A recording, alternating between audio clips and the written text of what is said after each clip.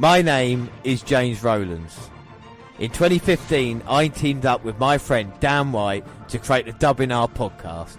Since then, we have been giving you everything that's happened on the WWE Network. Now, in 2018, not only are we live for the Big Four events in every NXT Takeover, but we celebrate 20 years since the birth of the Attitude Era. Plus, every month we'll bring you 205 Live, collections, new content, W pay-per-views and latest news on the WWE Network. Until we've watched everything, we are with you, and we are the WNR.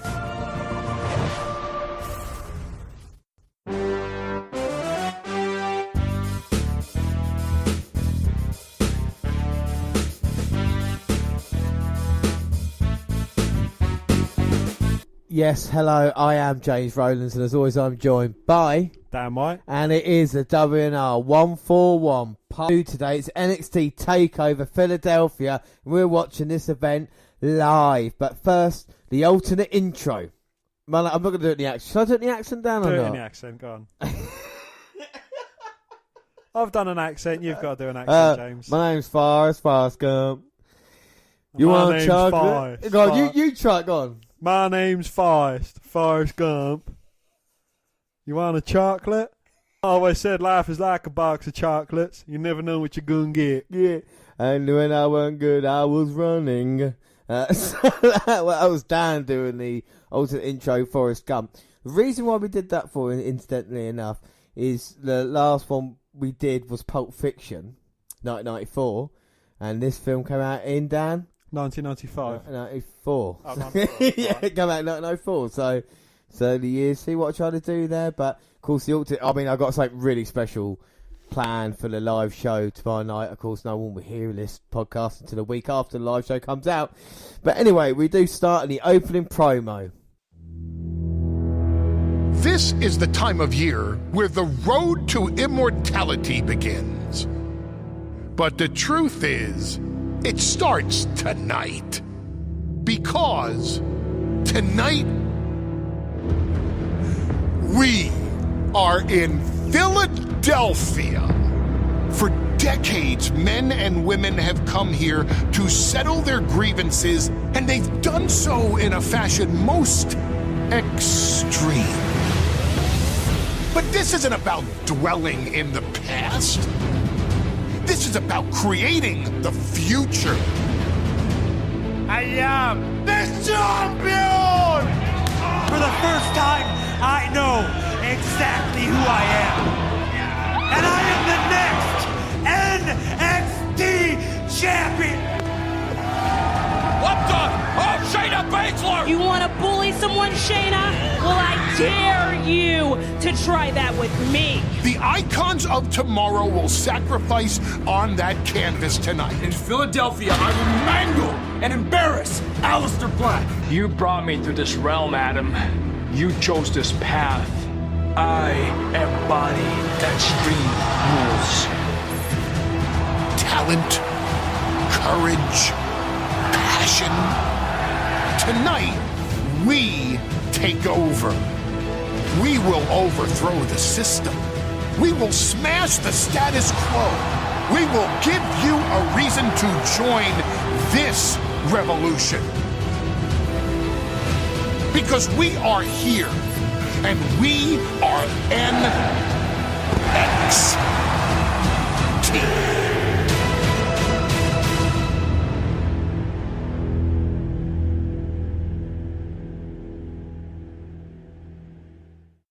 So, Dan, what did you think of that? I thought it was good, it was building up to all the matches, and what made it even better was Paul Heyman was, he was talking his way through it and that, and, if Paul Heyman endorses it, then it's got to be great. Yeah, I mean, Heyman said, he was talking about all the history of Philadelphia and Extreme Rules, and don't dwell in the past, let's create the future, and I think it's really, really good, really well done for NXT TakeOver. So we do start the show, and we do see Mario Ronaldo and Percy Watson at ringside, and Nigel McGuinness is not there, but we did have a voicemail from Nigel McGuinness, Dan. Yes, I'll just play it now. Hi Dan, hi James, it's Nigel McGuinness here. Heartfelt apologies, I can't tonight. Was hoping I'd be better in time. Truly appreciate the support and understanding you guys have given me. Well, there we go. So Nigel is unfortunately not going to be here tonight. And that's a real shame, Dan, because we do miss Nigel McGuinness, don't we? We do, yes. You know, he's been a great part of this podcast. And, you know, we both certainly appreciate his hearing his voice on the NXT Takeover events. Yeah, without doubt. So we are getting this show started, and quite surprisingly, it is the tag team titles on the line. That is a little bit of a surprise, really, isn't it? You know, it is indeed. Yes, you know, we wouldn't have called this, but you know, hopefully, O'Reilly and Fish can recover from their beatdown in time to help Adam Cole later on. Well, this is what I'm never saying. know. Does this mean Adam Cole now is going to get involved in this match? We have got our predictions in front of us, and we should explain the prediction league. We've got 3 leagues, of course, we do it. And at the end of the year, the loser has to loser has to wear a t-shirt of the winner's choice. Of course, last year I won, so Dan, you lose, so you are a loser, so you have to wear the loser shirt, which you got, which is the Enzo Amore top, which you're wearing to Raw. And you couldn't choose a bigger loser's shirt for me to wear. You're right about that. So we've got 3 leagues. We've got WWE pay-per-views, bonus points, and NXT Takeover events. And so tonight starts off NXT Takeover event. So Dan, before the Undisputed Era, or as the Undisputed come out here, our envelopes quickly. There we go, Undisputed Era. So as they come out here, we'll do predictions in a bit, in a minute. Who's Dan? You are in charge of telling us what the promo. Well, James, what did you think of the promo?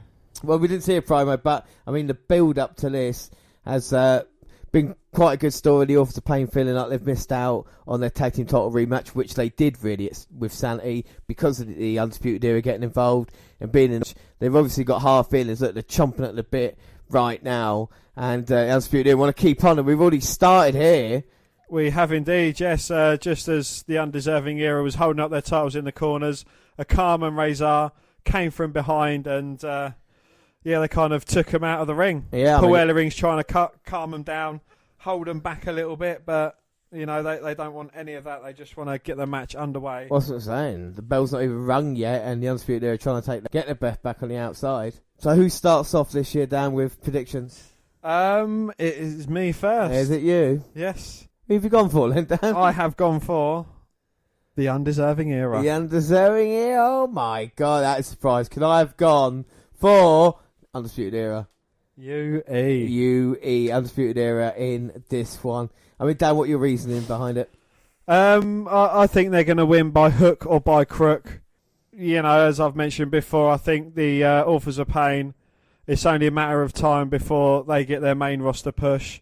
I think they're ready. You know, others might disagree, but, you know, they've performed out their skins in the ring. And, that's why I'm going for them. What about you, James? Yeah, I think the same. I think the Authors of Pain are just playing the waiting game, really. I was surprised they were put back into this match. And I do think underhanded tactics, maybe, but the Undisputed Era will walk away with a victory here.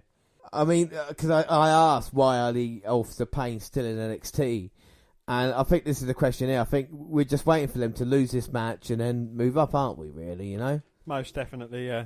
Have the Undisputed Era done anything to prove that they are best team and deserving NXT Tag Team Champions? Not in the slightest, no. You know, they didn't deserve the way they won the titles. They had a title defence against Alister Black and Roderick Strong, which, again, you know, Adam Cole got involved. Yeah, so, that's true. You know. But I tell you something that's impressive early on. It just happened then. Razor is in at the moment with Handsome O'Reilly, and Razor was working him down with a fist to the face. All of a sudden, O'Reilly caught him in like the arm wringer, got him down, and got the advantage himself. Yeah, and he's managed to duck a big boot outside the ring to give himself a breath to try and, you know, work up the Authors of Pain. Well, this is the thing. The Authors of Pain are big match wrestlers, as we've seen recently. You've just got to take time. You've got to hope that the cardio that the Undisputed Era have got are better than the Authors of Pain and try and work that one out. This is a pure kind of team power versus like a, well, I would say speed, because I wouldn't really class the Undisputed Era as having a lot of speed. They're more kind of that way, you know? Yeah, I'd say that they've got the more technical side to them. And Fish is coming in now, rolls out of Razor's boot attempt. And, Fish, he's going in for it, but Razor drags him to his corner, tags in Akam. And now working Fish in the corner, slams him down with no care whatsoever. And that's such a shame that we're seeing, Fish and O'Reilly getting beaten down. The Authors of Pain do look like tough son of bitches, though. I will say that. Most definitely, yeah. Even though I'm not scared of him, they stood right in front of me, Dan. They stood right in front. Down, James. Didn't back down, did I? And you didn't have a brown streak in the back of your trousers. I did not. But I tell you who might have it now, O'Reilly. Going out of Fish saying, no, we don't want any. Well, to be fair, the Authors of Pain need to pin or submit them. Yes, the Undeserving Era do have the champion title match. But hopefully, they won't go down that sneaky route. I think Undeserving Era are better than that. Yeah. Sorry. Well, keep a straight face. The Authors of Pain have gone outside and stopping Undisputed Era from getting anywhere. Both clotheslining them down, and O'Reilly flare bump off the apron. Yeah, that was quite comical for him. Oh. Stole it off of Ric Flair, though. Oh, I know. And Fish get thrown in the ring. He's like a fish out of water. Yeah, but he might, for one Authors of Pain, he might be backing away from... He gets caught by a calm. He might be backing off a Razor, but he gets caught by a calm. And Fish getting destroyed on the barricade. Certainly got the upper hand thus far in this match. It's just brute force, isn't it, Working down handsome Kyle O'Reilly. Stomping him down. Uh-oh. Oh. Well, that's a calm, and he's feeling his leg then. That might have been a bit of a mistake. And he's the legal man currently in this match. Has he tweaked it or something? Oh, it looks like he might have. Razor looks a bit concerned. I hardly noticed that. Oh, well, he's eliminated him from the... No, not quite eliminated him from the Rumble. Khan managed to land on the outside.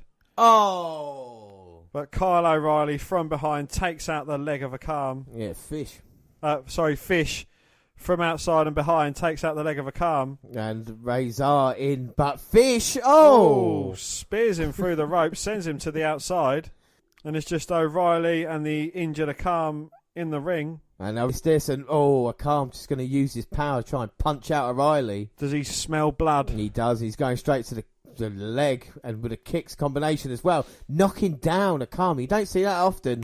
No, not at all. It would be a huge statement here tonight if the Undisputed Era could beat the Authors of Pain clean. You would start then, maybe believing a little bit. Well, you probably would. Yeah. Well, at the moment, Dan, they're impressing me. That's all I can say. I don't mind their carrying in-ring standpoint. They're finally showing something to me here. They've picked out the leg of this big man, and they're going to work away on it. And elevating at ringside, and also Razor can't help out. O'Reilly and Fish now double teaming the leg, double teaming in the corner, but Akam gets out of it, pushing Fish away and catching O'Reilly, but again Fish grabbing a leg and twisting it on that rope.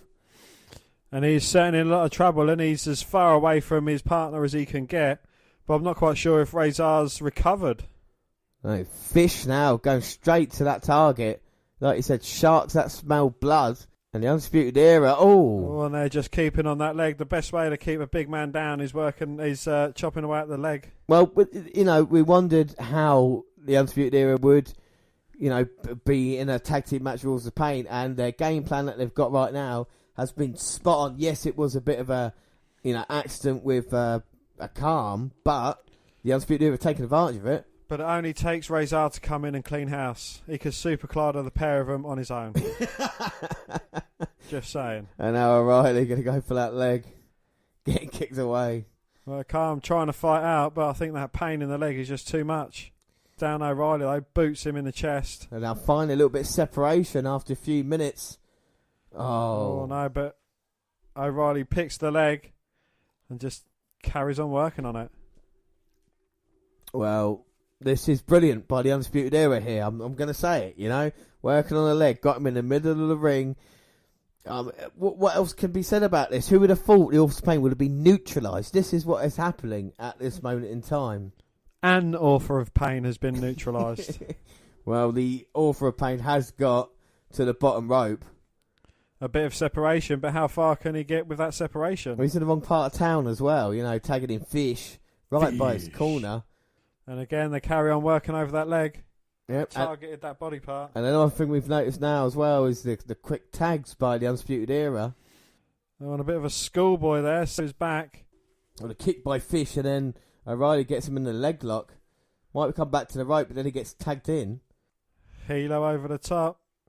All of his body weight onto the chest of Akam, goes for a cover, but Akam managing to kick out. Well, at the moment, this is awful for Akam. But, like you said, Dan, Razor is fresh as a daisy at this moment in time. I think Fish realises this. Combinations of kicks, punches, and now, maybe that wasn't the brightest idea. And he's just pissed off Razor by punching him in the face. Uh-oh. And Akam with a high back body drop. Who can get the tag first? And Akam is going to get to his partner, Razor. And Razor's in, and O'Reilly is going to pay for it. My God, he's Razoring hell in here. Back elbow. Sending O'Reilly out. Fish comes in. Fish goes down. Oh, gorilla press. O'Reilly in. Oh, beastly spine buster there. Well, he's trying to cover up, but look at the energy of Razor here. You've hurt his brother, he's going to hurt you. And O'Reilly in trouble again, being picked up, but Fish has got the back of Razor. But he's managing to stay on his feet whilst having both men being era.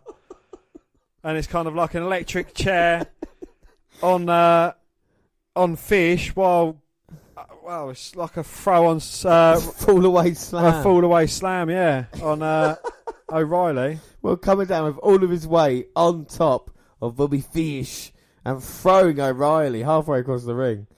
That you see stuff in NXT you don't see anywhere else. And Razor now. But O'Reilly's got that, I think. Dragon Sleeper locked in. But he gets thrown over the top. It is sheer brute force, isn't it, by Razor? Oh! As he goes for the midsection, but Razor just shoulder tackles O'Reilly's leg out from underneath him. Well, I think that did hurt Razor. He's staggering about now. And Fish has got to tag in. Can these guys finish it? And now they come in with the kicks. O'Reilly, Irish whip to Fish. Got him up, trying to explode him. Kicks his leg. Oh, manages to get him up and over. 1, 2. And Razor's got no one to tag. I mean, his partner's out with an obviously badly injured leg. Yeah, I mean, even if he gets in, it'll be a disadvantage. And Fish and O'Reilly, but can't believe their luck taking him down. O'Reilly now got hold of Razor. Here comes Fish. Oh, and Razor elbow into the face of O'Reilly, kicking the head off of Fish, and then turns O'Reilly inside out with a thunderous clothesline. Akama's made it up to the ring, but, what good is he going to be? Well, he's got that bad will, isn't he? So it's going to be difficult. Maybe Razor should stay in there. Well, Ellering saying get the tag. Maybe Ellering knows best. Well, he's trying to shake that leg off, but they've been working it, haven't they? So, well, one chop block and that'll be it. Oh, but they're going to try and go for the last chapter here. Oh, but they get caught. A roll up in a leg lock. And Fish knees Akam. He's got him in a back sleeper. Akam's in trouble. Razor's managed to pick up Fish on his back while he's got a sleeper hold locked into him. Submission. Looks like Razor now is... He's fading. Yeah, he's fading fast. Oh, that's one way to get out of it, by dropping his tag team partner onto him. Ooh, that's going to leave a mark. It is indeed. Well, fair play there to the Authors of Pain. Looked in serious trouble, turned it round. Well, sometimes they say, don't need a hammer to crack a walnut, but I kind of like that style sometimes. Indeed, yes. Well, that's what Authors of Pain rely on, their brute force and power. And now we're left with O'Reilly and, of course, the injured Akam in the ring. And again, going back to that left leg of Akam. Chopping the big tree down, but Akam defiant, getting up. Oh, they are tough, the Authors of Pain.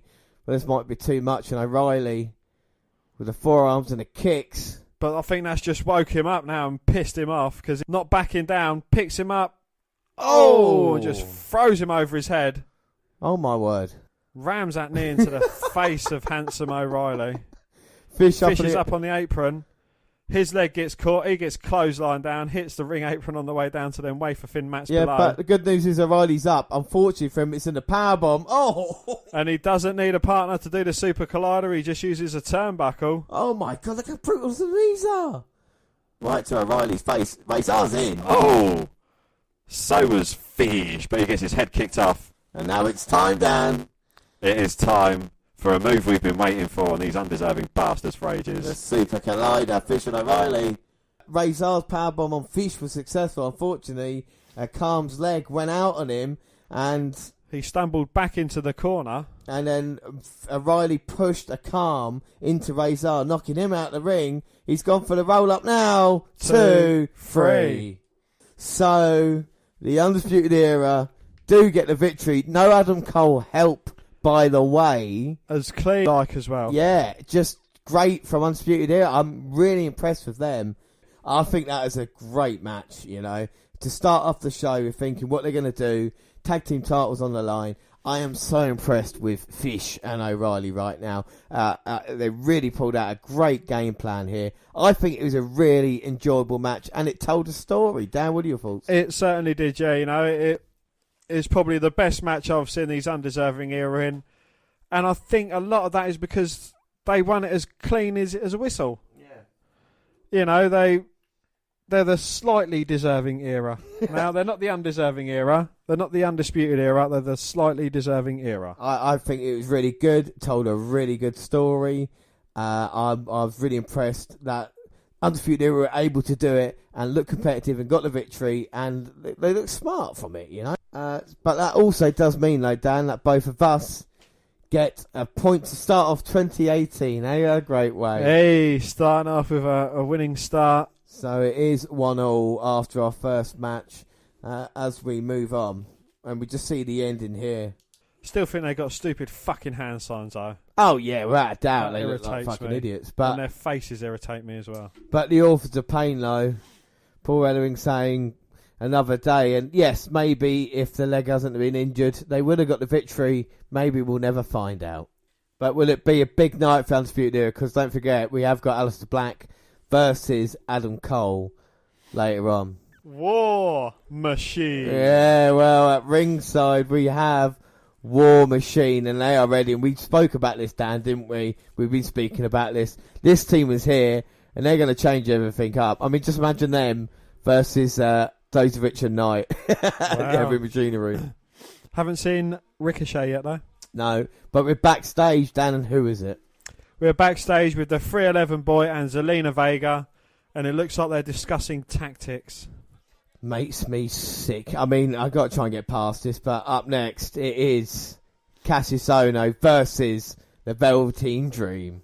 So, Dan, what we thought the build-up to the story, even though it's not been a lot, unfortunately? No, this is all started on backstage promos, I believe, hasn't it? Yeah, it's all just, you know, a matter of respect. Velveteen Dream wanting a match at the Takeover event, and Ohno stepping up. We see what happened earlier. So what did the Velveteen Dream say earlier, Dan, on kickoff? Well, he said that he's going to guarantee a 30-second knockout on the KO artist, of course, meaning Cassius Ohno, and he will say his name. I do not believe he's going to knock him out in 30 seconds, you know? I mean, that would be very interesting to see.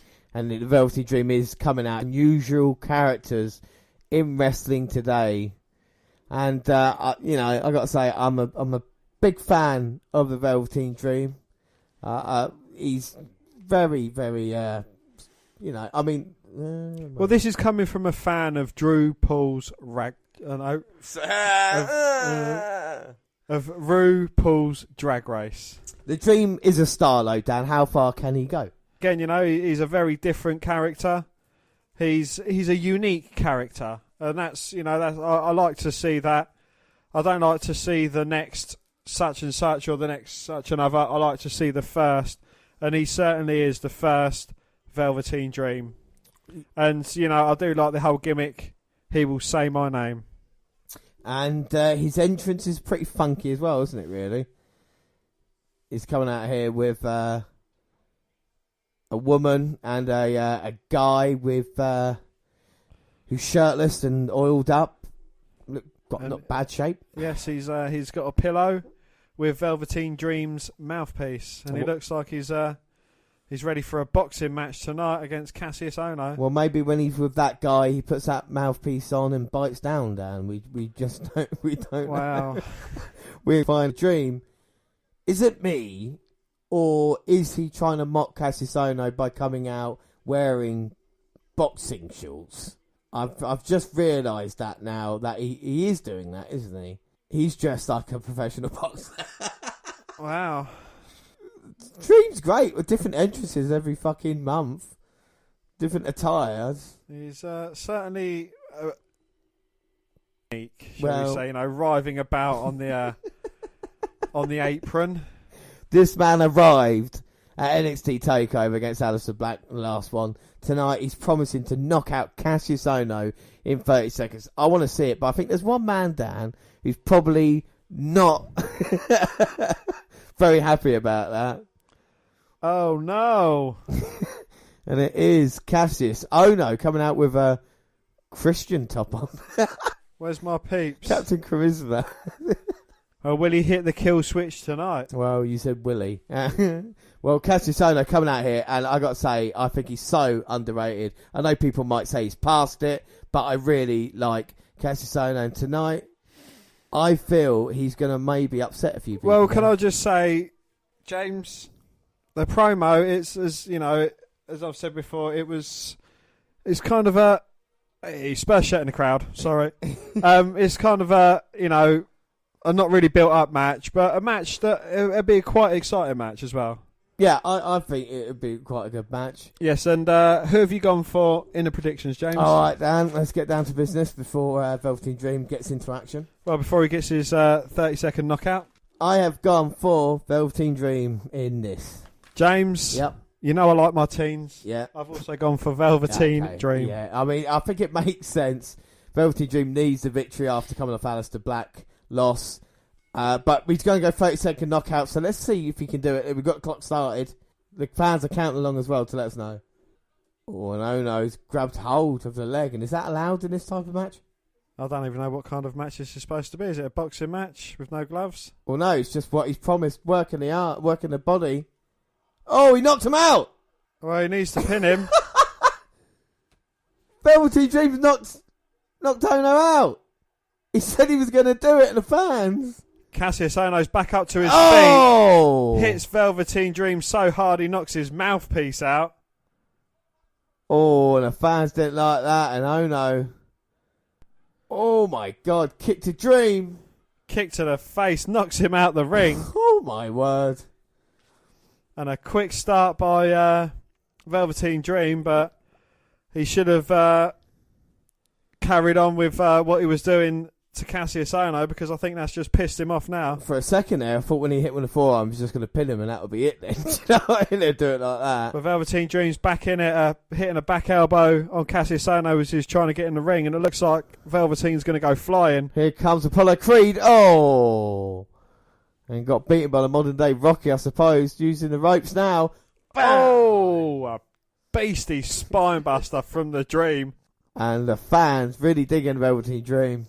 They are indeed, yes. I got to say, we're admirers of his work, aren't we? We are admirers. So, James, a quick keys to victory? Well, keys to victory in this one. Well, I was going to say that Velveteen Dream's got to avoid Cassius Ohno's kind of knockout power and artistry. You know, like we've seen the roaring elbow. Roaring elbow. That Ohno, was that? Rolling elbow. Rolling elbow. Rolling elbow that he uses, so dangerous. If Dream's got to avoid that. I mean, with Velveteen Dream, what's he have to do if he wants to beat Ohno? I think he just, he needs to keep this. I don't know, he's on a bit of a run. The fans are loving him. I think he just needs to keep on Cassius Ohno, but by all means, don't underestimate what Ohno can do. Yeah. He's been around the game for a very long time.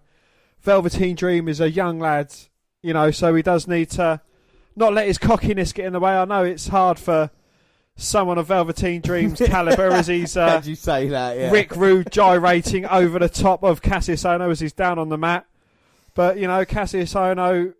Yeah, he does, and he's built to last as well. So with Dream, it's going to be difficult for him. But with Dream at the moment, his confidence... And especially if the crowd get behind him as well, his kind of ego will just grow and grow and grow. And but it's going to be a really entertaining thing to see. Like we said, only 22 years old. It's quite incredible to think. I can't remember the last time a wrestler's changed his attire to go with the gimmick and kind of upset other wrestlers. Like, he spray painted Alister Black on him last year, at last takeover event. And at the moment, he's out wrestling Ono, you would say, wouldn't you? He is indeed, yes. He's got him in like a modified abdominal stretch as he's on the mat. James, who was that made famous by? I can't quite remember. Well, that's my Wilbur Schneider alarm going off. It was the great Wilbur Schneider come up with the abdominal stretch. And the Dream using the camel clutch on Ono. But look at Ono's power. Picking Dream up.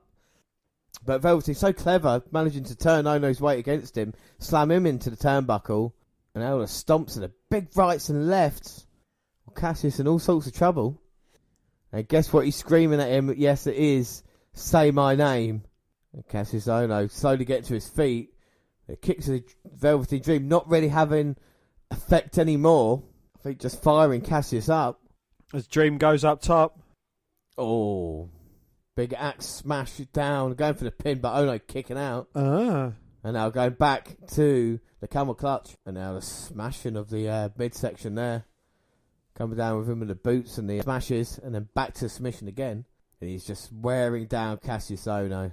Ono again, trying to get back up, but he's carrying all the Dream's weight on his back. Plus, I think all the punishment he's taken in this match so far is going to be difficult for him. He has, I'm sure he's still shaken up from that nearly early match knockout.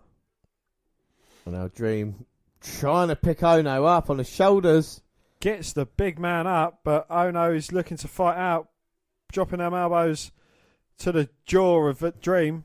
He kicks Cassius, and now he's trying to pick him up for a suplex. Easier said than done. No, Ono turns it. Drops Velveteen Dream, but he's in a bit of pain himself. I was going to say, that's a lovely kind of inverted suplex there by Cassius Ono. Finally getting some separation now. I always thought you'd been making it up, but fair enough. What? Schneider was often billed as the world's most scientific wrestler on Bret Hart's Greatest Hits video. Oh, Ono back to his feet with the chops for Velveteen Dream. Boot to the face.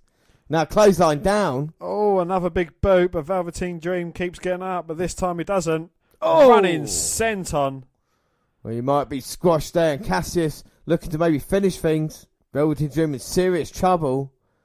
Here comes Ono rolling out. Oh, no! Rolling big boot has knocked Velveteen Dream out. Oh! But Dream managing to kick out. I thought it was all over for him then. No, that was so close. And Dream, just at the last second, getting the shoulder up. But he might have got himself in even more trouble, because if the leg doesn't work, the elbow will. Yeah, exactly. So, Dream in a little bit of trouble now. Cassius. Well, he's going to be dreaming soon. Well, Cassius closing in on victory. No, net breaker time. Roll up by Dream. 1, 2. Oh, but Ono managing to kick out. Super kick gets caught by Ono. Oh, but he doesn't catch the second one, and it rocks Cassius. And now he's trying to get that DDT we've seen the hit before. Oh, my God. Right on Ono's head. But Cassius managing to kick out. It didn't look as pretty as what we've seen before, but then again, you think about the tiredness of either athlete here.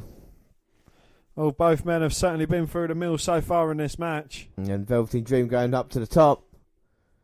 Looking to put Ono away. Oh, gets caught with a big boot. And the big elbow. And now Dream's out on the top rope. Here comes Cassius Ono in. Oh my God. Ono ran in and Dream just slammed him down. Oh, but Cassius still managing to kick out. Alright, you might have been right, guy that wrote in earlier saying that Ono's past it. Then again, it was a difficult move that they were trying to hit. Come on now, Dream. He's calling for it now. He's calling for the end of Ono. And of course, the Dream over is what he's calling himself. Oh, Cassius back up. Rolls him through, ripcord, and lets rip on that big elbow. And I thought he had it then, but again, managing to kick out. Well, he just kicked out a Cassius Ono's finisher. And that's something that I've not seen maybe anybody do before. Well, the ripcord elbow is certainly a devastating manoeuvre, but he didn't have that elbow pad pulled down, you see. He didn't get all of it. Well, he's going to now look for another one. No. Dream trying to get him up. Oh, manages to get him up. Rolls through this time. And now we're going to see the purple Rainmaker, maybe. Can he hit it? Cassius in prone position. Here comes Velveteen Dream. Going to use the ring post. Oh, and it rains and it pours. 1, 2, 3. Well, fair play. Velveteen Dream there in victory. But Dan, what do you think of the match? It wasn't a great match. I think there were two guys weren't as fluid as I've seen, Cassius Ohno against other opponents and Velveteen Dream against other opponents, Yes, but do you think it's because they were thrown together at the last minute? It was kind of like a filler, not a filler match. Well, it's a close thing we've had to a filler match, I think, on the Takeover event. The Dream having nothing to do, just stepping over Cassius Ohno then. And, with Ohno involved, if they'd had maybe a couple of months to work with each other, we might have had a better match in those kind of different styles matching up in it. So I'm going to give them the benefit of the doubt on this one, even though, like you said, it was messy in places, I think it's fair to say. But that does mean that we both get another point, so it is 2 points each as we move on. Now, well, the Dream there wins, and of course we see, Dan, the Liberty Bell, because we are in Philadelphia here tonight. James, I have licked the Liberty Bell. And talking about things I've licked... Now, Mariah Menounos, I can't confirm or deny that if you have or have not licked her, but of course it is Percy Watson here with Maharo Renalo, and NXT. So we're already 2 matches in, Dan. There's this. It just goes along so quick, doesn't it? It's unbelievable. It does, yeah. It's seamless. It is. But up next, it is on the line. We're going to see. Oh no, we're backstage. He's got his family with him. Well, Johnny Gargano backstage. He's got his entire family with him. Maybe ready to celebrate an NXT title victory here tonight. Well, it is the big match for him. It is. But talk about big matches. They're all big matches from now on in. And up next, it is the NXT Women's title on the line. It is a challenger. The final, my number 1 pick, Shayna Baszler versus the NXT Women's Champion, Ember Moon. And let's have a look at the promo. Ember Moon, the Eclipse! We have a new champ!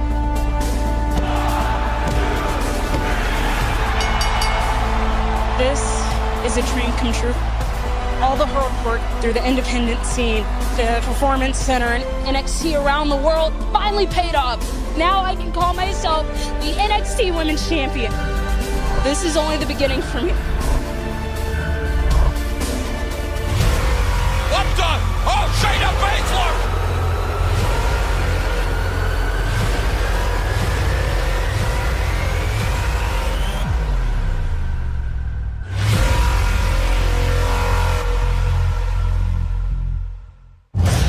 Shayna Baszler, the queen of spades, decorated mixed martial artist.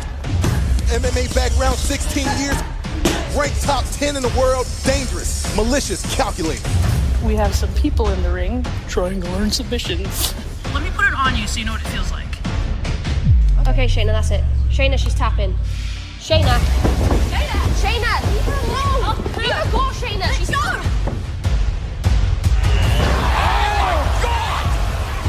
Shayna thinks that she can come into my NXT Women's division and take shortcuts, jump people from behind, injure Dakota Kai. Shayna is nothing more than a bully. So you have to stir up waters to catch fish. The submission magician! Karafuda clutch! And Ember Moon is the big fish in this pond. You want to bully someone, Shayna? Try that with me. When it's for your title. You name the place, and I'll bring my title. NXT Takeover Philadelphia, when you wake up and see me walking away with that title, I'm gonna beat your ass. You're gonna know that's me walking away with your dreams.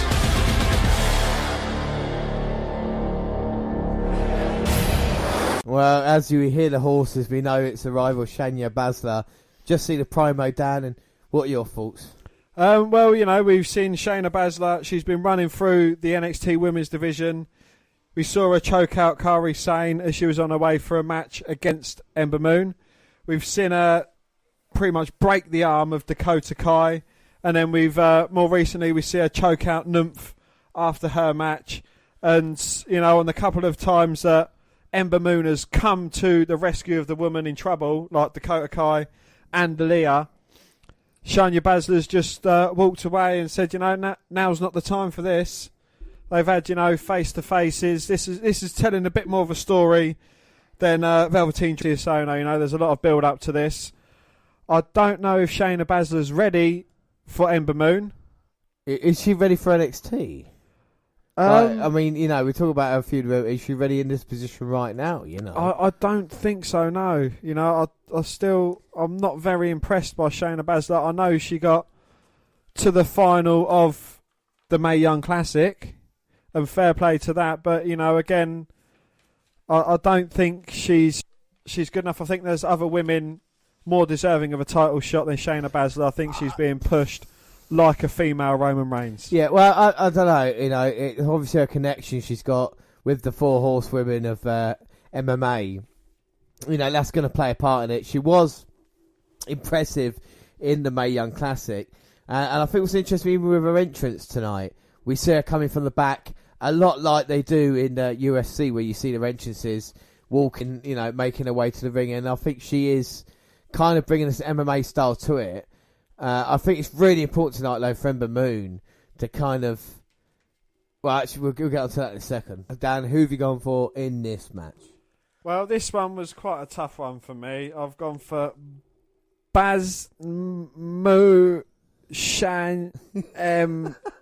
Ember Moon. What does that say?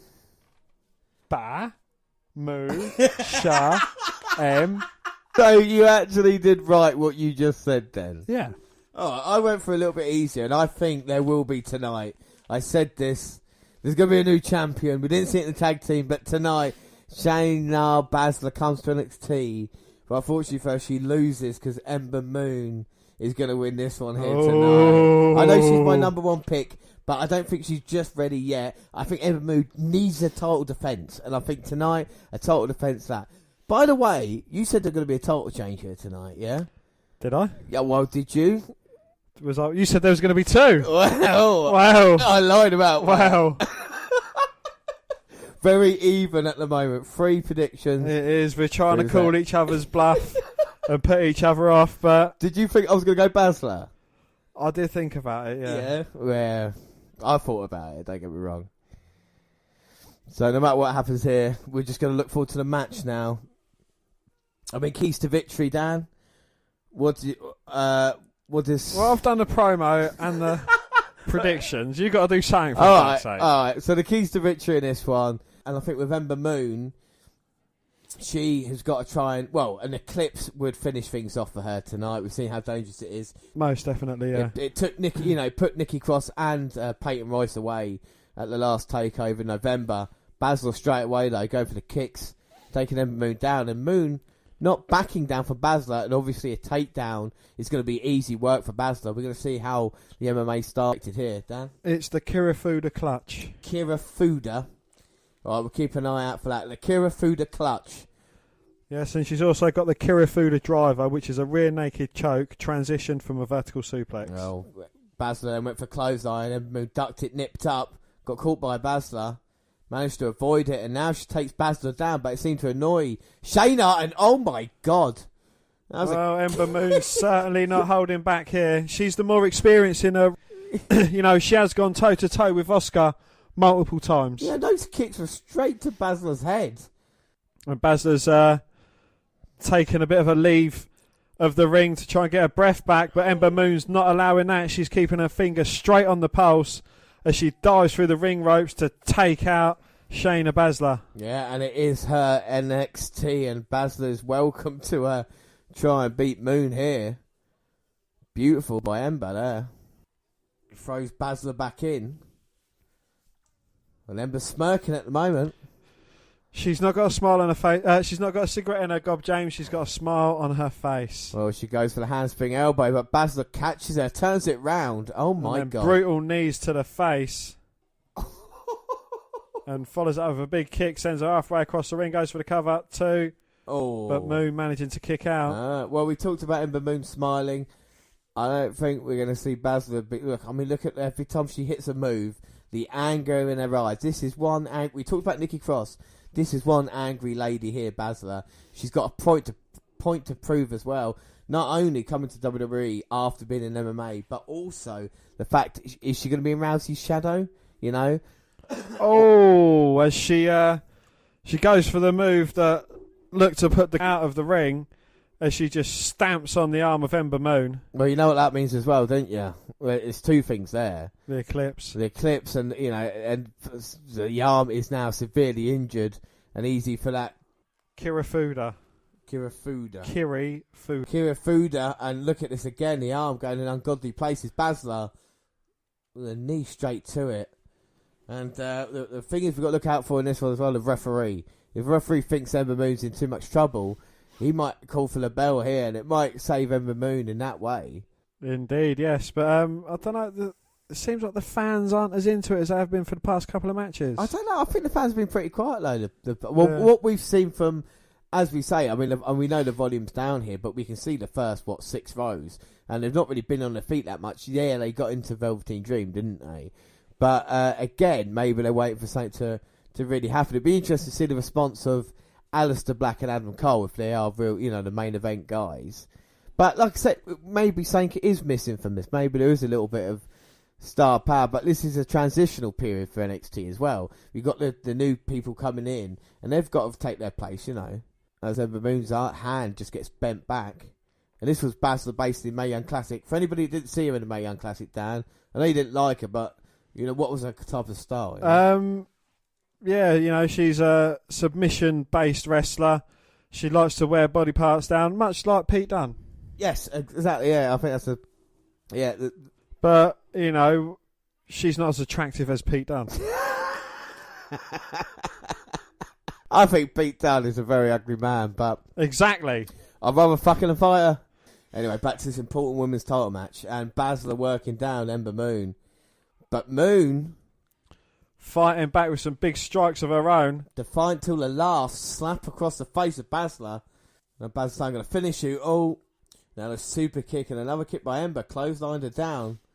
Trying to get her way back into this match, rocking Baszler. Oh, a springboard crossbody, goes for the cover. But Baszler managing to kick out. And Ember Moon in serious trouble with that arm.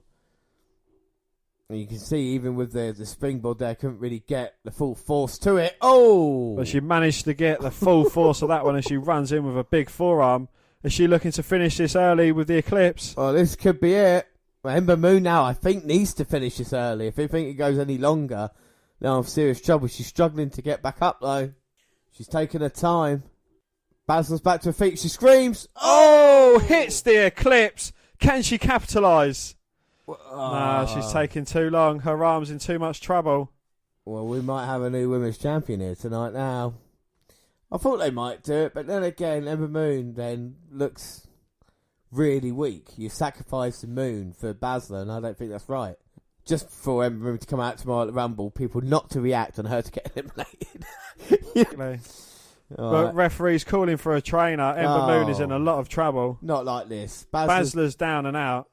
Oh, for God's sake. Baszler pushes the trainers out the way, gets a rear naked choke in. Finishes it. We're Ember in serious trouble here.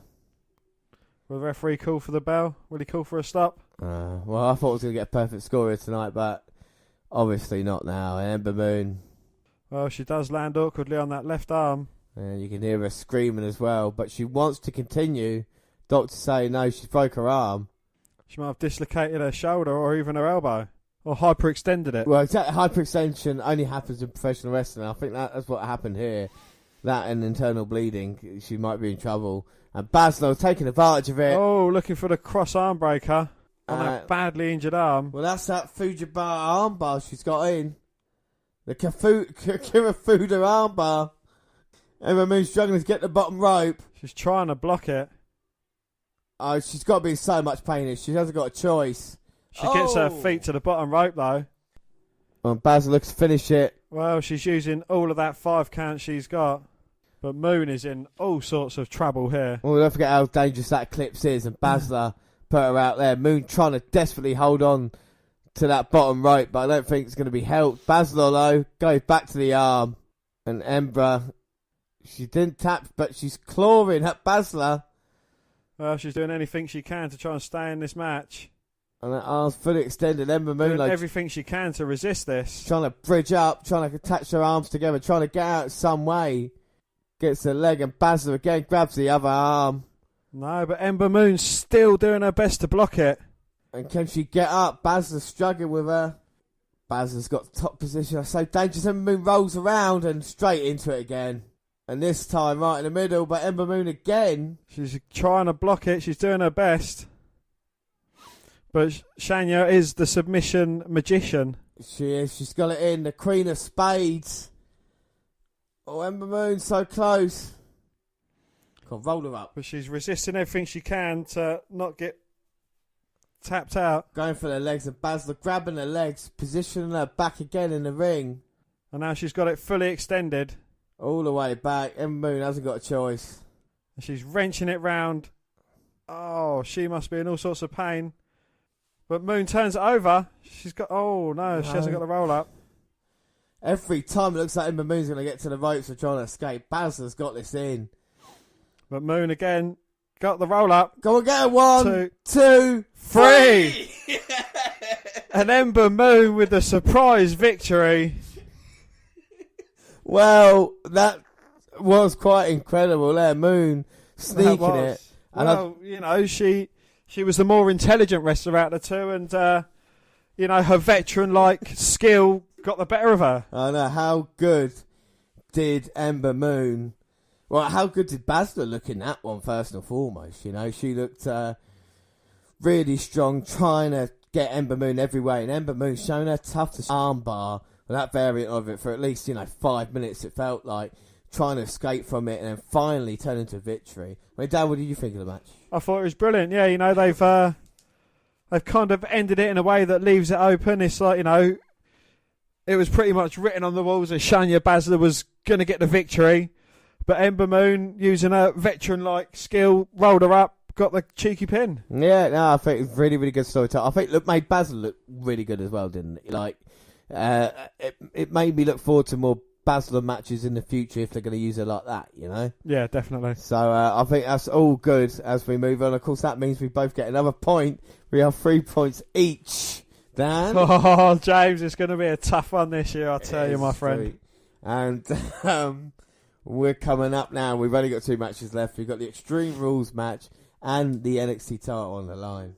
Well, Baszler looks shocked in defeat. She looks shocked in the face. That arm could be seriously injured, and Baszler's not Shania Baszler doesn't look like she's finished. She runs from behind. Uh-oh. Locks in the Kirifuda clutch. Uh-oh. And Moon is not going to have the chance to tap out because she is going to pass out, and Baszler's not finished for Ember Moon. Saying Baszler could have won the match just that easily. Yeah, why go for the arm when you can go for the throat? Well, Dan, I think she'll go for the throat next time with Baszler. And, Ember Moon. She's not finished there. She's got the grapevine locked in as well. Well, Moon may have won the battle, but she's losing the war. So we'll see what happens as we continue NXT Takeover. What a vicious attack. Can anything please get her off her? Hey! Trevor Mann! Ricochet the is the crowd man. lose their shit. He's in the crowd in NXT, Dan. You'd agree to that, yeah? It's Ricochet in the crowd in NXT. So when we get to year-end predictions, we can make sure Ricochet was NXT. Remember, we saw Trevor Mann. Remember that? We didn't see Ricochet. No, we saw Mann. No, Trevor Ricochet Man, it said. Trevor Ricochet Man, it said. Ricochet Man. Ricochet Man, it said. I'm Ricochet Man. Yeah, just don't you forget that when we get to my year-end prediction. When we get to my year-end prediction. Don't you forget that. No, don't you forget that. Because up next as well, it gets even better, Dan. It's Extreme Rules match. It's Alister Black Adam Cole, which way did he go? Which way did he go? We're going to find out next. It is promo time. I am neither saint nor sinner. 15 years ago, I started a journey. But my journey is far from done. There's an opportunity to name a new #1 contender. Only one man can advance for the Fatal 4-Way. Is it going to be Adam Cole? When the war is over, I get a shot at the NXT Championship. Or is it going to be Alister Black? I know now what I need to do. Adam Cole's one of the most technically gifted performers in sports entertainment, and now he wants to be the man in NXT. And Alister Black has turned the tables on Adam Cole. What do you got? What do you got? You got a black mask! Alister Black winning and moving on. The following contest is a fatal 4-way match to determine the #1 contender for the NXT Championship. Fatal 4-Way, no disqualification. Black has all the ability to be the next NXT champion, mark my words. Alister Black on the cusp of becoming the new #1. Wait a minute! Remember, it was Alister Black who bounced Adam Cole out of the tournament. The Undisputed Era just cost Alister Black a chance to challenge for the NXT title.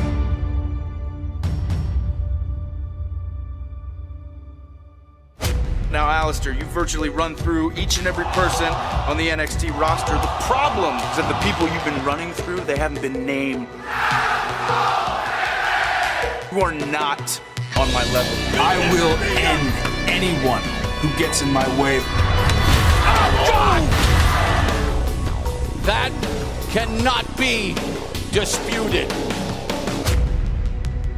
Adam Cole, at Takeover Philadelphia. Your match with Alister Black is now an Extreme Rules match. Oh my God!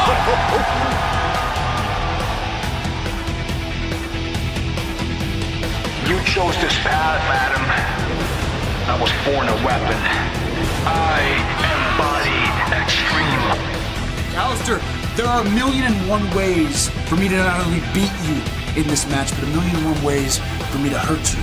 And in Philadelphia, I will mangle and embarrass Alister Black. Well, it's time, Dan. It's time for your man. That's my throat to do it. I know, just love it. Reminds me of you. What do you think you've never done? Alister Black's entrance. Sung by Dan White. Why don't you have a magnum bomb? So, Dan, after Black's entrance, what did you think of the promo? Well, this again has certainly been built up as a great match between two supposed great performers. We've certainly seen what Alister Black can deliver. Can Adam Cole stand up to the match? He's already lost one to my man Ali B. And, Alister Black's looking to get a bit of retribution. It should be him going against CN for the NXT Championship. He had the title won until the Undeserving Era stuck their fucking noses where it wasn't wanted and cost Alister Cole not only the match but his first pinfall loss in NXT. And he looks... he's business here tonight, doesn't he? I mean, he's out here stoic as anything. He's ready for action against Adam Cole. As we hear shock the system for a second. Here comes its leader. Well, Dan, the question is now, it's 3 each on predictions. Alister Black is your man, but, it's still difficult. Who goes it, anyway? It's you to pick. Oh, okay, fuck that then. All right, so prediction-wise, I've really struggled with this match. I really weren't sure which way to go. And like I said, Black needs redemption, though, doesn't he? He needs that victory back, and that's why I've gone for Adam Cole in this one. Oh, James. Dan. What did I do? I'm not going to have babyface win after babyface now, are they? Come on. Well, I nearly went for one, but I changed it to the other. And James, I've bet on Black. You bet on Black. Well, there we go then. Black. So you actually went for your first thought's Cole, and then you thought, fuck it. I wrote Adam undeserved, and I was like, no, fuck it. Crossed it out. Yeah. If Black wins tonight, it wouldn't surprise me. But I think the Undisputed Era is pretty fresh early on, and I don't think they'll finish here tonight. But this is the first one we got different out of 4, so it is your man, Ali B. I mean, the thing is about 2017 predictions is that I was quite lucky with my guys. When I went for Rude and McIntyre, they basically came, apart from the last one was obviously CN. They came out winners most of the time. Will it be there for you? I mean, we look forward to this. What does Alister Black have to do if he wants to win? Well, he needs to keep eyes in the back of his head. He doesn't need to get drawn into what Adam Cole thinks he is. We know Ali B can knock him out quite easily. And, that's all he really needs to do. Yeah, just make him eat his words. I think Adam Cole needs to put in a hell of a performance here tonight. And both men run at each other straight away. You can see the bad blood already. Uh-oh. But Alister Black, he's certainly the better striker of the two. You got to love it. Faking the springboard dive outside and sitting in the ring. And Alister Black is just unfazed. Adam Cole's grabbed the chair and Alister Black's just sitting there saying, yeah, and what? Well, he really is not bothered. Adam Cole saying anything goes, Extreme Rules. And, yeah, Black. You see dub chant started. How original. Adam Cole's going to bring the chair in, is he? Alister Black just going to sit there. Come on. Oh, easy shot. There we go. Oh, and a Matrix-style duck for Alister Black. Ducks it. Kicks the chair away from Adam Cole. And now Adam Cole runs away like a little bitch. And now Alister Black's got the chair. And he doesn't have to sit on the mat. He can sit on his chair. He does sit where he wants. Sits on the canvas, sits on the chair. Sits on your man, sits over there. And he's going to maybe beat Adam Cole here tonight. He looks confident. Doesn't look phased at all. But this is anything goes, don't forget. And Adam Cole's back in. And Alister Black doesn't use the weapon. Outside, Black following in. Ooh. Big forearm knocking Adam Cole down. Cole back though with a knee to the midsection and bounces Alistair's head off the apron. Going for yet another weapon. But he hasn't used it yet though. And you said Adam Cole wouldn't use a weapon. No, I said Alister Black wouldn't use a weapon. You said Adam Cole? Alister Black. Oh, what? You said the wrong name then? No, you heard the wrong name. No, right, we're going back and listen to it. You said Adam Cole. Well, you know who I meant. Alister Black. That doesn't work for predictions, does it? Oh, I put Adam Cole. Well, you know who I meant. Then, Alister Black won't use a fucking weapon. Alright? And you're being a fucking weapon at the moment. Thank you. I like to think I'm a lethal weapon. Well, Adam Cole just sent your man, Ali B, to the barricade. But he's not capitalising on his slight advantage he has over Ali B. He's just choosing to get weapons out and throw them into the ring. Well, he's going to be using them at a later date. And what's Alister Black doing? Well, he's looking for an equaliser. Well, he's got a Singapore cane. But surely he's not going to use it. That's robbery. He's got a kendo stick. Both men. Kendo sticks now. We're going to have a kendo stick fight. Oh! Bingo, baby! And he's saying he don't need one. Adam Cole says that's the biggest mistake you ever made in your life. Stupid idiot. He's no Jericho, but Alister Black's dodging the onslaught by Adam Cole, and he's just hitting him again with his forearms and his big, brutal kicks. And again, but Adam Cole's still got it in his hand. Oh, and as he does his springboard backflip, he gets caught in the midsection, and he's bouncing around like he's been shot. Well, it must feel like a gunshot right to the midsection. And I think the fans like Adam Cole at the moment. Well, that's where me and them plebs differ. Holy shit, chant. And now Adam Cole winding up again. Another kendo stick shot. Oh. Straight across the back of Black. Adam Cole saying, you don't know who you did. And now choking out Adam Cole, Alister Black. And I can't say I've not seen Alister Black in this kind of position here. And Adam Cole, I don't want to say it, Dan, but he's kind of impressing me in this match. Well, he's making a way to a vertical position, vertical base, but again, Adam Cole with the modified backstabber. Blackstabber in. And he's trying to get the pin, but Alister kicks out. And now Adam Cole, baby, over the top of Alister Black with the punches. Now the kicks.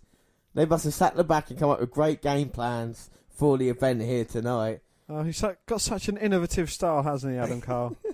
He's giving Black too much time to recover. Yeah, and you always say that Alister Black is stronger about halfway through the fight anyway, once he get into it. He does get into it. He lets his opponent wear himself out. But now we've got a table. Well, he's part of the table now, coming back in to get Alister Black. Alister Black's trying to use that bin to get himself up to his feet. He's been beaten up, don't forget. Black's been busted open. And now Adam Cole no, he's not. He's looking to go up to the top and take Alister Black with him. Superplex Alister Black through the table. Oh no, you can't do this. It's going to be crazy. But Black's holding on. He's trying to fight back and reverse it. Well, and he could send Adam Cole through the table now. And then precariously. And he throws him and he hits the corner of that trash can. Well, Adam Cole's got Alister Black's blood on him. He's got a trash can mark now as well. And Alister Black getting back to his feet. Oh, a big running knee. He goes for the cover. 1, 2. Oh. Cole managing to kick out. Maybe it's... Who's got the blood on him now? It might be Adam Cole. I think it is Adam Cole. Cut his hand open or something. Can't even fucking use a kendo stick properly, the fucking retard. Dan, you know now. Look. Just chill. All right. Wow. Alister Black can't even use the weapon and he only cut out. Yeah, see? Well, Alister Black now. What is he looking for? Another table. Do you know something, right? I'm going to say something right now during this match. One right, unless he put the table, and I'll shut my mouth. Right, fair enough. Right, okay. No, because the thing is, right, you know when people get out a table and then they go and set up a table in the ring, and it's like, why have you got 2 tables? Why not just get the table that's already set up? Yeah, but if there's one already set up outside of the ring, it's actually harder to get into the ring than one that's not set up. Yeah, but then you're going to know you're going to use it later then. And as long as you put a table next to a table, you go, right, then those tables are now going to be used. There's 2 tables next to each other. Yeah. Put the apron down, Alister, thank you. Right, so now he goes back in the ring. Oh no, he's not happy with the apron. He's not. That pole just looked at him funny. He's going to knock it out. Wait a minute. Oh. Now it's Alister Black's turn to let Adam Cole recuperate in the ring. And he's getting a ladder. Well, we've seen now tables, ladders and chairs. Oh, as he tries taking it into the ring now, Adam Cole with a baseball taking out Alister Black as he was making his way into the ring. Well, you can see the bloody hand of Adam Cole. Bloody hand. See the bloody face and the bloody body and the bloody legs. Now he's setting up that ladder. That's not how you use a ladder. Silly Adam Cole. Where's he going to try and reach anyway? And now he's going to get Alister Black. This has been brutal already. And he throws Black into the ring. And Black now could be in serious trouble. Adam Cole looking to put him through that ladder. He's going to suplex him now. Going to go for it. Burke in a pimp outfit, standing up. I'd be annoyed if he was near me. Yeah, I'd be fucking well annoyed. And, Alister Black blocking it. Turns it round. Oh, but Adam Cole with a knee to Alister Black. Ducks it. Oh, Inseguri there, knocking Alister Black for 6. Oh, that was lovely by Adam Cole. Try and take advantage. Go right back in now with the strikes, forearms, punches. Kicks, knees. Hitting him with everything he's got. Now up in the corner. Adam Cole just showing Alister Black all the disrespect in the world. Adam Cole, baby. He takes 2 lows. An idiot. He's going to regret it. Uh-oh, and just as you said that, he regrets it. Black's got him in an electric chair. Oh! Folds up Adam Cole, baby. Oh, that was good. Adam Cole is a quivering mess in the ring as he gets bounced off the ladder. With the old expression, folded up like an accordion there for Adam Cole. Fair payload to take that bump. Oh, I don't look like I had much choice. Yeah, Black was like, this is how you're going to do it now. Wow, and look at the replay. Absolutely horrible. And Black, if we can get over Adam Cole, pin him, this is over and done with. But Cole, oh my God, and it gives the Doctors a chance to fix the hands in this Extreme Rules match. And here we go, see the replay of it.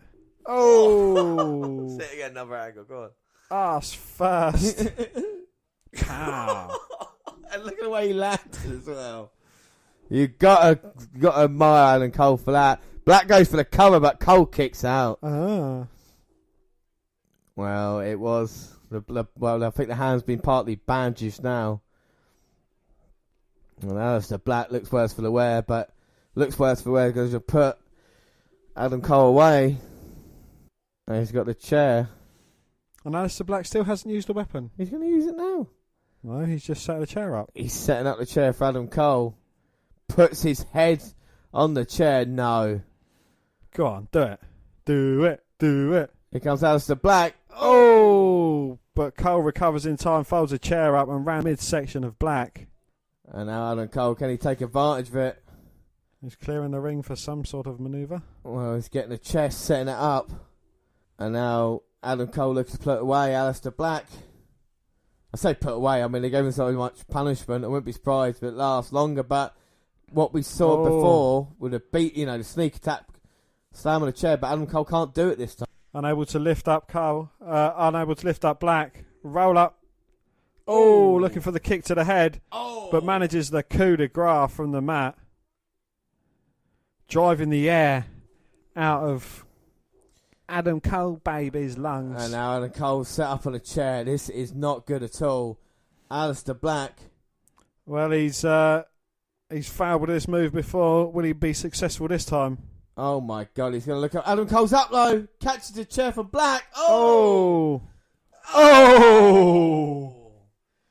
Well, Black caught the chair, then got a super kick to the face, and then went back, landed through those two tables. But the lucky thing, Black, he fell all the way to the outside. It's going to take a lot for Adam Cole to get him all the way back in and get the victory. Trying to get Black up to his feet, trying to get him in that ring to finish him off. Or was he cut his back? Yeah, I think he's both men just bleeding from different... Don't touch Cole's blood, though. He might different catch parts of the body. Cole going for the cover. 2. Oh!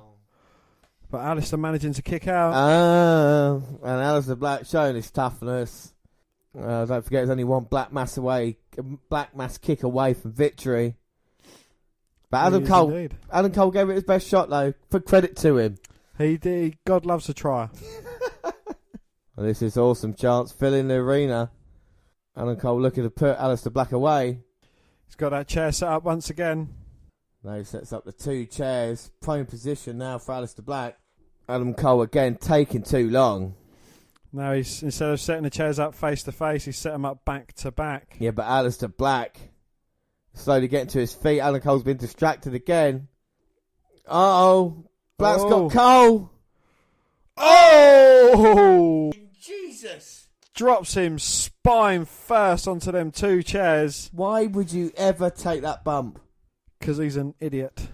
Well, credit to Adam Cole, but Black now, surely. Don't call me Shirley, but it does look like Cole's on the losing end of this match. Yeah.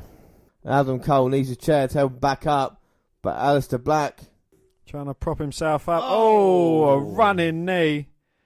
Pretty much knocks out Adam Cole. Adam Cole for the come on. 2. For fuck's sake. Fish and O'Reilly. Sanity. Take out Alister Black. Come on, Sanity. Well, they've been put through early by the authors of pain. Come on, Sanity. And now this is just the Undisputed Era. Doing what they do best. Trying to drag Alister Black. I don't know where they're dragging him. He's already been put through them tables, you morons. Yeah, the table's already gone. And Adam Cole shouting instructions. I honestly have never seen anything like this before. You get the announce table. Come on, Sanity. Yeah, come on, Sanity. Even the odds here. This is unfair. This is just an assault from O'Reilly and Fish. So this needs to be sorted out here. Yes! Here comes Eric Young. Here comes Alexander Wolf. Well, looking for retribution here. And Undisputed Era, well, they don't like it when the numbers are even, do they? They certainly don't know. The Undisputed Era no longer a factor. Oh, look at Big Damo. You said that in the ring. Faced with Adam Cole. And Damo's going to destroy Adam. Well, what's Damo going to do? Oh!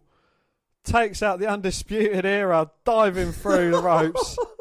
A big suicide dive. And Adam Cole realises he's on his own. Or does he realise that Nikki Cross hasn't come out yet and had her way with him? Nikki Cross not here. Alistair Black seems to be a bit asleep. Adam Cole looks to take advantage of it, but... And what's Adam Cole doing now? Alistair Black.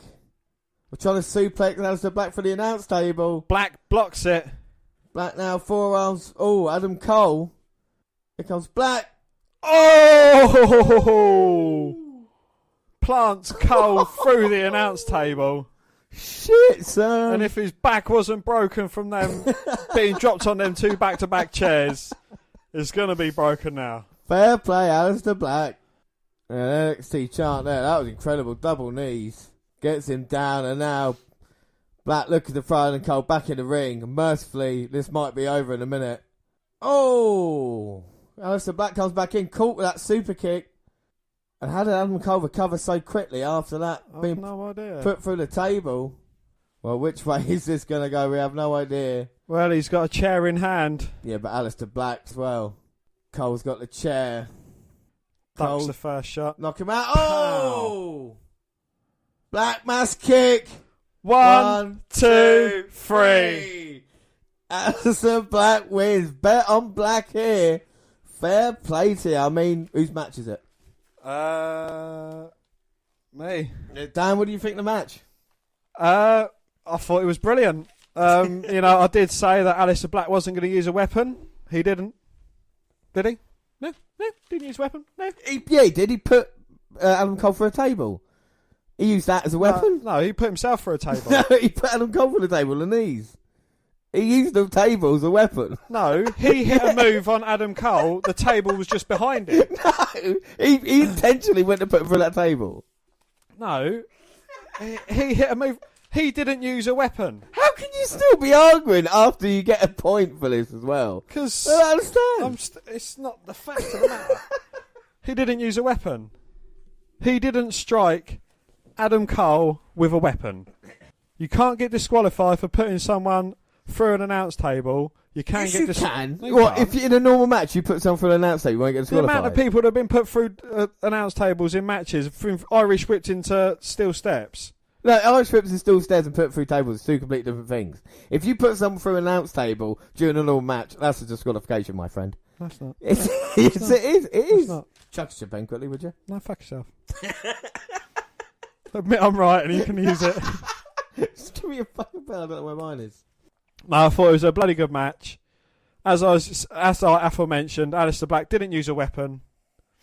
Adam Cole, despite having his undeserving era, I'm glad to see Sanity coming out and fighting back against these scummy bastards, despite them defending their titles earlier in what I thought was a very good match. Well, I think this proves is that Alistair Black is indeed the future of NXT, and yeah, he may be called up, but at first he's got to attend to here, like you say, won the breakthrough superstar of the year, or the male competitor of the year. There is only one at the moment, and that is Alistair Black.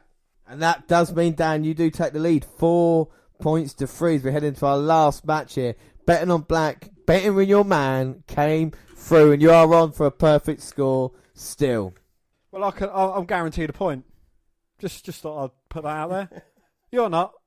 I'm guaranteed a point, though. But anyway, it's only the first takeover event of the year.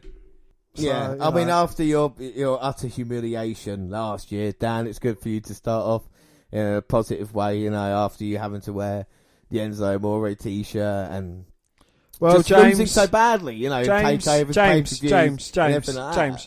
keep your words soft and sweet, because you never know when you might eat them. Well, I don't mind, it's nice that I'm giving you a chance, buddy, you go for it, Who said I'm going to choose a wrestler's t-shirt for you to be wearing? No, that's no deal. You can get t-shirts made with any print you want, Jimbo. Well, yeah, but, still. Still. Still. A T-shirt of my choosing. Oh! They call him EC3. Another new NXT signing. Well, there we go. EC3 has joined and he's been called EC3. And sorry, in our promo, in our live show, they said, what's NXT going to do now they've lost such talent? Will you just look in the fucking crowd, my friend? Are you, and you will see talent among talent. Are you excited for EC3 in NXT now? I am EC3 in NXT. Well, what a war the Extreme Rules match was, and what a night it's been. We've seen, of course, Ricochet and in the crowd. We've seen 4 great matches, and of course, don't forget, we've got Triple H on Facebook Live that we're going to do. No, but up next, it is the main event, and it is for the NXT title, for the NXT Championship, and it's your man, Dan, 311 Boys CN, defending his championship against Johnny Gargano. I'm not here to dwell on the past. I'm here to move forward, to look at the future. I need to be Johnny Gargano again.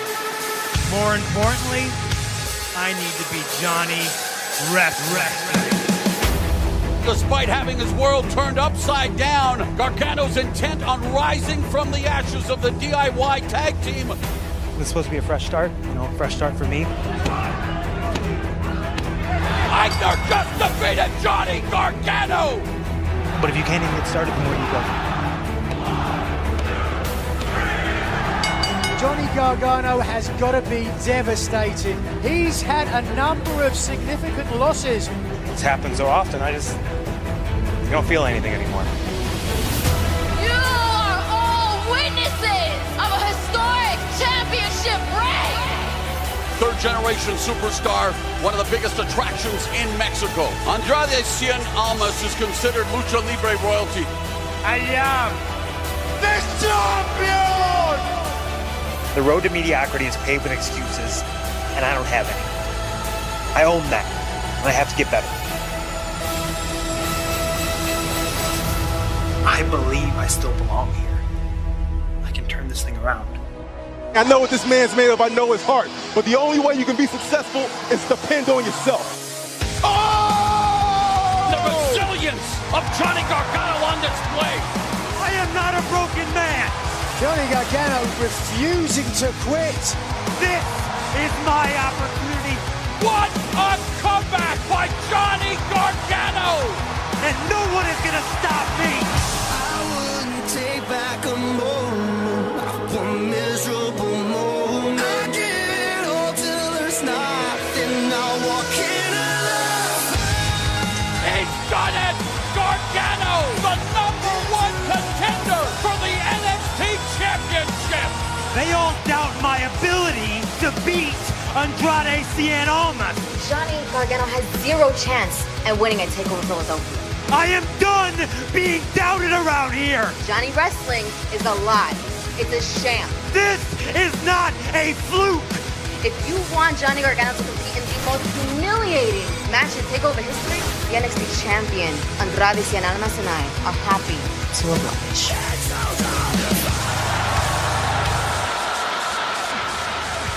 For the first time in a very long time, I know exactly who I am. Oh, and Gargano! I am Johnny freaking Wrestling! And I am the next NXT champion! Well, it is time for the main event, James. Johnny Gargano versus Andrade Cien Almas. James, what did you think of the promo? Do you know something? They're great stories here. They're rich history of what these two men have done in NXT. First with Johnny Gargano, going back to DIY and the split from Ciampa, the kind of effect it had on Gargano, going through the losing streak and losing to relative unknowns, and not be able to catch a break. Whereas on the other side, you had this third-generation wrestler who joined NXT, and thanks to Selena Vega, kind of lit a fire under him, and he became NXT champion like Drew McIntyre. And they can even show the history between these two men, because these two men have faced off before, with CM beating Gargano thanks to Vega using the DIY t-shirt. So there's so much here, especially for Johnny Gargano, tonight, especially with his family here as well. It's a perfect story, I really respect that. Yeah. Well, it just shows that these two men have both kind of turned their around. Yeah. As we get some masked mariachi men coming out to obviously play Johnny Gargano to the ring. Well, it's weird, the champion coming out first. And here comes CN and Dan. Well, here we go. Wow, CN's come out and he's gone full Lucha Libre. He's wearing a mask. Well, he used to wear a mask before he joined the WWE, so he's showing the heritage here of his entire family. So, Dan. Masked mariachi, yes. Is it you got your last one? Yes. Well, for predictions, I've gone for CN thanks to Ciampa. CN thanks to Ciampa. Well, Dan, incredibly, I've gone for Gargano. Ciampa returns, destroys him after Gargano wins the NXT title. We have gone different. There is a chance for a draw here now. So the NXT title is on the line. Will it be CN? Will it be Gargano? You got to think, though, after two babyface victories, though, are they really going to have a third one here with CN? But I'm tell you what, I am glad we have gone different in this. Do you know that? I am glad as well. Yeah. And, funnily enough, we've both gone for Ciampa to return. Yes, we have. So I think that's something that is going to happen, and I think the story will continue. But I think CN now could lose this match, easy debut tomorrow night in the Rumble, and he moves on from there, like Bobby Roode did, but not really having another title defence. He could do, yes. And just take solace in the fact, James, you are beating Stephen Blinn. He went for Black, he went for Authors of Pain, he went for Dream, and he went for Baszler. So he's only got 2 out of 4 so far. Yeah. See, it's not as easy as it looks, is it? So this is for all the... Well, Dan, you do get a pay-per-view NXT Takeover event point to begin the entire process. So I'll write down your point. Will I join your one, or will you get the sole victory?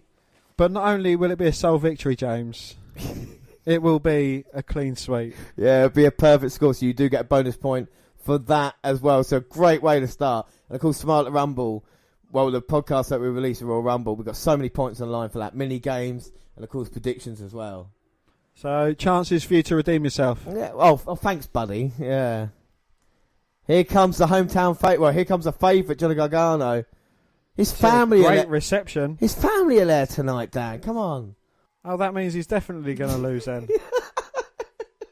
And if you look, all the fans holding up, it's not Cesaro's section, it's a Gargano section. Exactly. The fans here love Johnny Gargano, don't they? Yes, the fans love Cesaro, and look at what happened to him. But you never know, his family being there, the fans love him. Look, he might win. Right, let's just have a look at, the predictions are out there now. We've got Gargano, CN. What does CN need to do if he wants to retain the NXT title? Well, CN, he needs Zelina Vega's help. She's always going to be over his shoulder, looking in on the things. We've not got Candice LeRae at ringside with him, which would have been an equalising factor.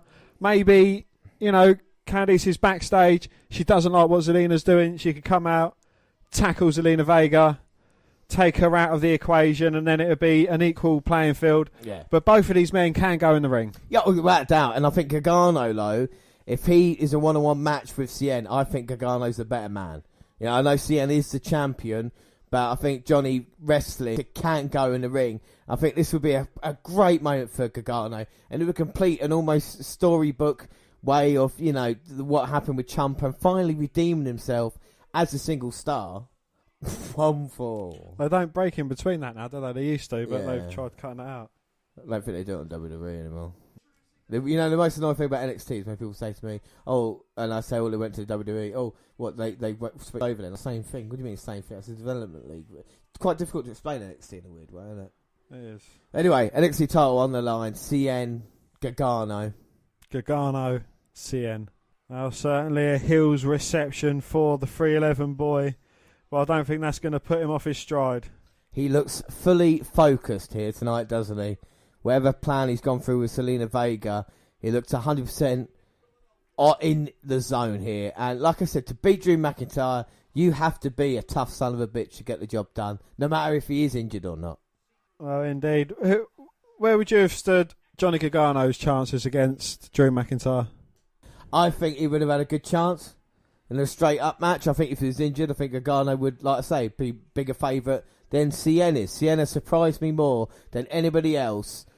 I don't say just in NXT, but possibly any time whatsoever with someone that I just thought, no, he's not going to be cut out. When he was an unsuccessful babyface, it wasn't working. I thought, it's another Sin Cara type, not going to really work. And I can say I was wrong about him. And when he goes up to the main roster, fair play to him, especially with Zelina Vega there.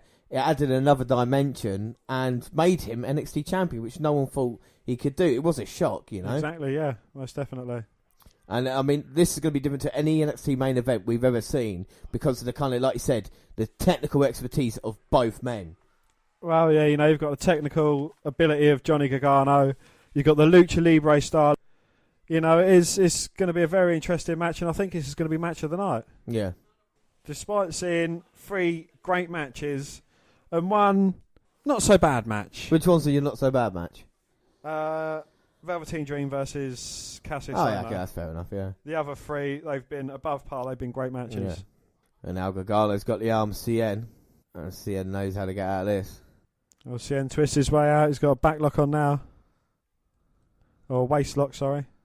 But this is Johnny Gargano's biggest chance. Well, this is his biggest match. It's his biggest match ever in NXT. There's no understatement about it. And to get here and be the man that pinned Alister Black to, you know, get an opportunity at the NXT title is huge for him.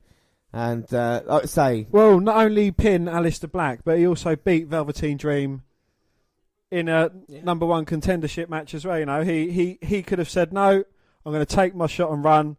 But he decided to say, yeah, go on then, bring it on. Yeah, and he managed to, you know, beat a great Velveteen Dream. Yeah, that's an excellent point. And another thing, we just saw Candice LeRae at ringside, Gargano's family, and Mauro Ranallo letting us know that she has joined, of course, NXT now as well. But at the moment, both men just trying to fill each other out, aren't they? They are, yeah. It's going to be a slow burner, but once it gets into it, it's really going to pick up. And, yeah, we're going to be very happy with it. The thing is, as well, is that I like my matches like this remind me of the kind of UK title, you know, it's just kind of slow burners. But once they pick up speed, you know, it's going to be brilliant technical wrestling. Yeah, and already you see kind of go for a DDT hammerlock, Gargano go for the Gargano escape, both men trying to avoid those moves. And then both men wrestle into a stalemate. Gargano saying, you're that close. If I catch you in the Gargano escape, there is Gargano escape. Sorry, it's late. It is late. It's early. 3 o'clock in the morning. We'll be up even later tomorrow night when we do the Rumble. Oh, yes. 4 o'clock. Well, the fans chanting, this is wrestling. Well, have they only just realised they're at a wrestling event? Just saying. Hey, on the marquee it says wrestling, spelled W-R-E-S-T-I-L. I don't know, that's spelled wrestling. Okay, James, you need to lay off that whiskey. Hey. Okay, Gargano dodging out the way. Hurricane Runner. That was lovely. Oh, but see, vertical base just as quick, but Gargano's taking him down even quicker. Deep arm drag. Got that arm locked in, weakening the arm for the inevitable Gargano escape. And Vega there screeching instructions to Cien. She never stops, does she? By ringside. Well, that is you know what a good manager does. Yeah. Is she? I think she's proven herself to be quite a good manager. You know. Yeah. I think credit to Zelina, even though she's got a bit of an attitude, shall we say. Well, she only wants the best for her man. Yeah, I think that's fair. And what good manager doesn't want the best for their men? Well, that is true, you know. And Johnny manages to get out of this wrist lock, but Cien backs him up into the corner. A knee to the midsection, and now Cien's got a bit of escape from Johnny Gargano. I think this NXT Takeover has been a little bit different, you know. I think it has been a bit different to the other takeovers that we've seen in recent times. But I don't think that's generally a bad thing. I mean, it's like say it's the main event already. It's got there pretty quickly, do you know what I mean? Yeah. So it hasn't dragged on. It's, you know, it's been quite fluid in its movements. We've seen a good bit of build-up for each match, aside from the Cassius and Velveteen Dream match, because there isn't any build-up to it. But, you know, all the other matches, they made sense. Yeah, most definitely, you know, and that's what's going to be interesting to see. It's going to be what happens. Most definitely, yeah. But, you know, we could have taken out that Velveteen Dream match, had a top-quality British Championship match, and that would have made the card nigh on perfect. And it would have given Royal Rumble something really hard to beat as well. And here comes Gargano now off the top. But CM backing away. Oh, beautiful spring. Oh. Wow, both men in their springboard attempts. Oh, this is really nice. I like to call this really like nice. pretty wrestling, do you know what I mean? Gargano now on the apron. Comes running off. Oh, but CN sidesteps. And Gargano, he hits them wafer thin mats. And James, you know how thin their mats are. Oh my God, yeah, look at Candice LeRae there saying, oh my God, look at my husband. I think he might have internal bleeding. He's still really blood in the mouth. And he's been dropped right in front of his family as well. Taunt the family. Nope, CN, he's got one thing in his mind, and that is Johnny wrestling. And for the cover, Gargano kicks out. Ah. I think there's going to be a lot of them in this match. But look at the impact, the thud on those mats. And Dan, I mean, can you just tell me something about those ringside mats, please? James, them ringside mats, they are mere millimetres thick over pure concrete. That's my word, you know. And they offer no resistance. No, Gargano's lower back taking all the punishment as CN knows how to work on a body part. He does. Just ask Selena Vega. Her vagina looks like a stepped-in trifle. The Johnny Wrestling chant trying to get back into this. And he stops CM, throws him against the ropes. But he catches himself doing the top and second rope. Beautiful there. But he gets caught with a big elbow, and then he's choking out Gargano in a dragon sleeper over the top rope. Well, Gargano might be out of this. And CN. Oh! A running kick to the back of Gargano's head. That's it. 1, 2. Oh. But Johnny managing to kick out. Well, what's he going to do? Well, it's going to take a lot, isn't it, to put Gargano or CN down. And now he's got the sleeper in. Just going to wear him down. Be slow about it. He has indeed. He's not in any hurry. He's got the champion's advantage in this match. Currently got the wrestling advantage in this match as well. Captain Obvious at your service. As we've mentioned a few times, it is early hours of the morning here in England. And not forgetting, I've been up since like 8 o'clock. To be fair, you haven't, yeah. We've managed to move a whole house. Not the actual house itself, brick by brick, but all the contents of one house to another. Gargano escaping with the back elbows. Oh, but CN catch him in the dragon sleeper. But no, Gargano, I think his back's gone after hitting the wafer thin mats. But he rolls CN through and plants him with a big kick to the face. Can Johnny get back into it? Huge knife edge chop. Irish Whip attempt reversed by CN, throws him into the corner, tries to follow it up, but he gets deposited over the top rope. Catches Gargano's kick, ties him up in the tree of woe. Oh my word. And CN's got him. Oh! Looking for the foot stomp, but CN manages to roll through. Oh my God, Gargano dodged that and managed to waist lock CN into the top turnbuckle. Oh, that could break the back of CN.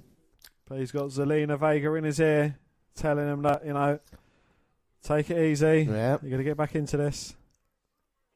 Well, just think about the amount of punishment he took during the Drew McIntyre match as well, He took a lot of punishment. We know how tough CN is. And I mean, in this one, he's hardcore warriors. What? They are. They're not the biggest guys. I mean, Gargano, he was in the 205 Live tournament. Yeah, exactly, yeah. Cruiserweight Classic. Of course, CN would be eligible for that as well if he wanted to. No, he wouldn't be. He's too big. How big is he? No, I think he's about 220. Wow. 230. He could slim down and get into it, I suppose, but we're not talking about that. Currently, no. We're not talking about people that could slim down and do it, because otherwise... Well, anyway, Johnny... Tucker Knight and Otis Dozovich. They lost a lot. We had Johnny Gargano there with a huge insecurity, sending CN back to the turnbuckle. Looking for that face plant into the mat. Gets it. 1, 2. Oh, but a kick out by CN. And Gargano can't... Well, Gargano... He's going to be frustrated. That's understandable. Oh, and CN catches himself on the second rope. He pitched Gargano. Oh, but Gargano slingshots his way back into the ring. 1, 2. Oh. But I think Zelina screeching in his ear to kick out helped Cien get his shoulders up after 2. 2. And this is frustrating now. Come on, Johnny. And Johnny Gargano, they're insecure with Cien. Going to roll round. Oh, but Cien plants him face first into the mat. But Gargano again managing to get his shoulder up at 2. 2. Vega saying get on him straight away. And look at Cien now mounting him with punches. Putting out his Lucha Libre style now. Shooting star. Gargano rolled out the way. Cien landed on his feet. Oh. Done another moonsault from the mat. And only got a 2 count though. 2. That was beautiful from Cien. Yeah, I mean, obviously he's a great athlete, isn't he, you know?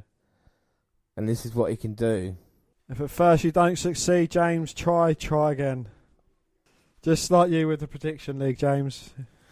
Yes. 2-1 to me overall, should we say, after 3 years. Oh, and look at Cien now with the forearms. And Gargano fighting back. Oh, but Cien with a spinning back elbow goes for the cover. 1, 2. Oh. But Gargano managing to kick out. Gargano. Hits Cien with a big kick. 2. Oh. Thought he'd get the job done, but he got the shoulder up at 2. 2. Both men up now after, close lines and chops. And both men down to the mat. Well, Gargano making sure his jaw's still intact. It's been amazing for these 2 men so far. Brilliant match. I mean, surely it's got to be near the end now. Well, don't call me Shirley, but it does look like one of these men have got to suck it up and pull out the victory. But again, you know, you could toss a cross match at this point. Oh, Cien with a boot up. Now second rope. Gargano pulling him off the top, but Cien responds with a big boot to the face. Now plants Johnny Gargano on the top rope. Cien with a forearm. And he's not. He's not. Is he looking for the hammerlock DDT? Oh, my God. Oh, no. But Gargano slides through. Come on, Johnny. Go, Johnny. Go, go, go. No, but he gets caught, but dodges out the way. Oh! Pulls Cien's head through the ropes and super kicks him straight in the face. And Cien is stuck up on the second rope. Come on, Johnny. He needs to capitalise. And get that inner resolve. How do you think up with these great lines, James? It just comes to me now. It's like a voice in my head. They just come to me. And now he's got him on second rope. Oh, sunset flip, but Cien was playing corner. possum. Knees in the corner. Yeah, sorry, taking the words out your face. That's right. Hello, possums. Oh, but Johnny moves the second one away. Now in with DDT. But he gets caught. Oh, he gets planted. DDT down. Cien now. Dragon Sleeper. Plants Gargano. Rolls him up. 1, 2. Oh. But Johnny wrestling still managing to stay in this match by kicking out. Oh, yeah. He pushed out there. Cien didn't hook the leg. You got to think that both men had the crap kicked out of them. Standing ovation now by the crowd. Absolutely loving what they're seeing, and you can't blame them. James, sit down, for God's sake. NXT chant going through. These fans don't want this match to end, and I do because I want to go home. I'm knackered. But I don't. Brilliant exchanges between these two. The wrestling is just so fluid between them. Yeah, now Cien and Gargano on the apron. Both men looking a bit worse for wear. They've been through the mill in this match. And even now, this is shaping up to be my match of the night. Well, Cien now going to go for that DDT on the apron. Oh, but Gargano stepped through the rope. He's trying to block it. Gets a knee to his head for his troubles. Got him up in the fireman's carry on the apron. Oh, but Gargano with the backside lands in the ring. Hits Cien with a big right, but gets one back for his troubles. And now the yay on A punches. Oh, Cien slaps Gargano across the face. He responds with a kick. That's left Cien knocked out standing. He is outstanding. And now what's Gargano going to do? Jumps over. Oh! Plants Cien. But you can't win a match on the outside. No, but you can knock out your opponent. And Cien, I think, is unconscious now. After being dropped on that ring apron, on the edge of the ring, yeah. That is a sickening impact. The same brand that EC3's just left. 10. Oh, the 10 chance going up. Yeah. I missed the 10 chance. Well, 10 chance. Don't happen as much anymore. Johnny gets him in. 1, 2. Yeah. Close, but not close enough. No fajita. Almost getting his shoulder up at 2. Oh, he's going to try and follow the Gargano escape. Oh, he's looking for it. Both men taking so much out of each other. Cien knows what's coming and he blocks it, locking his hands together. Oh, and a jawbreaker from Cien. Cien's got the arm, but Gargano with a forearm. Responds with a second. Cien looking for the big right hand, but gets caught by Johnny. Manages to hit a back elbow. Knocks him into the corner. Now it's time for the knees. Well, has Cien got it in him? Well, he's running. Oh, but Gargano comes out of a big clothesline, turns Cien inside out.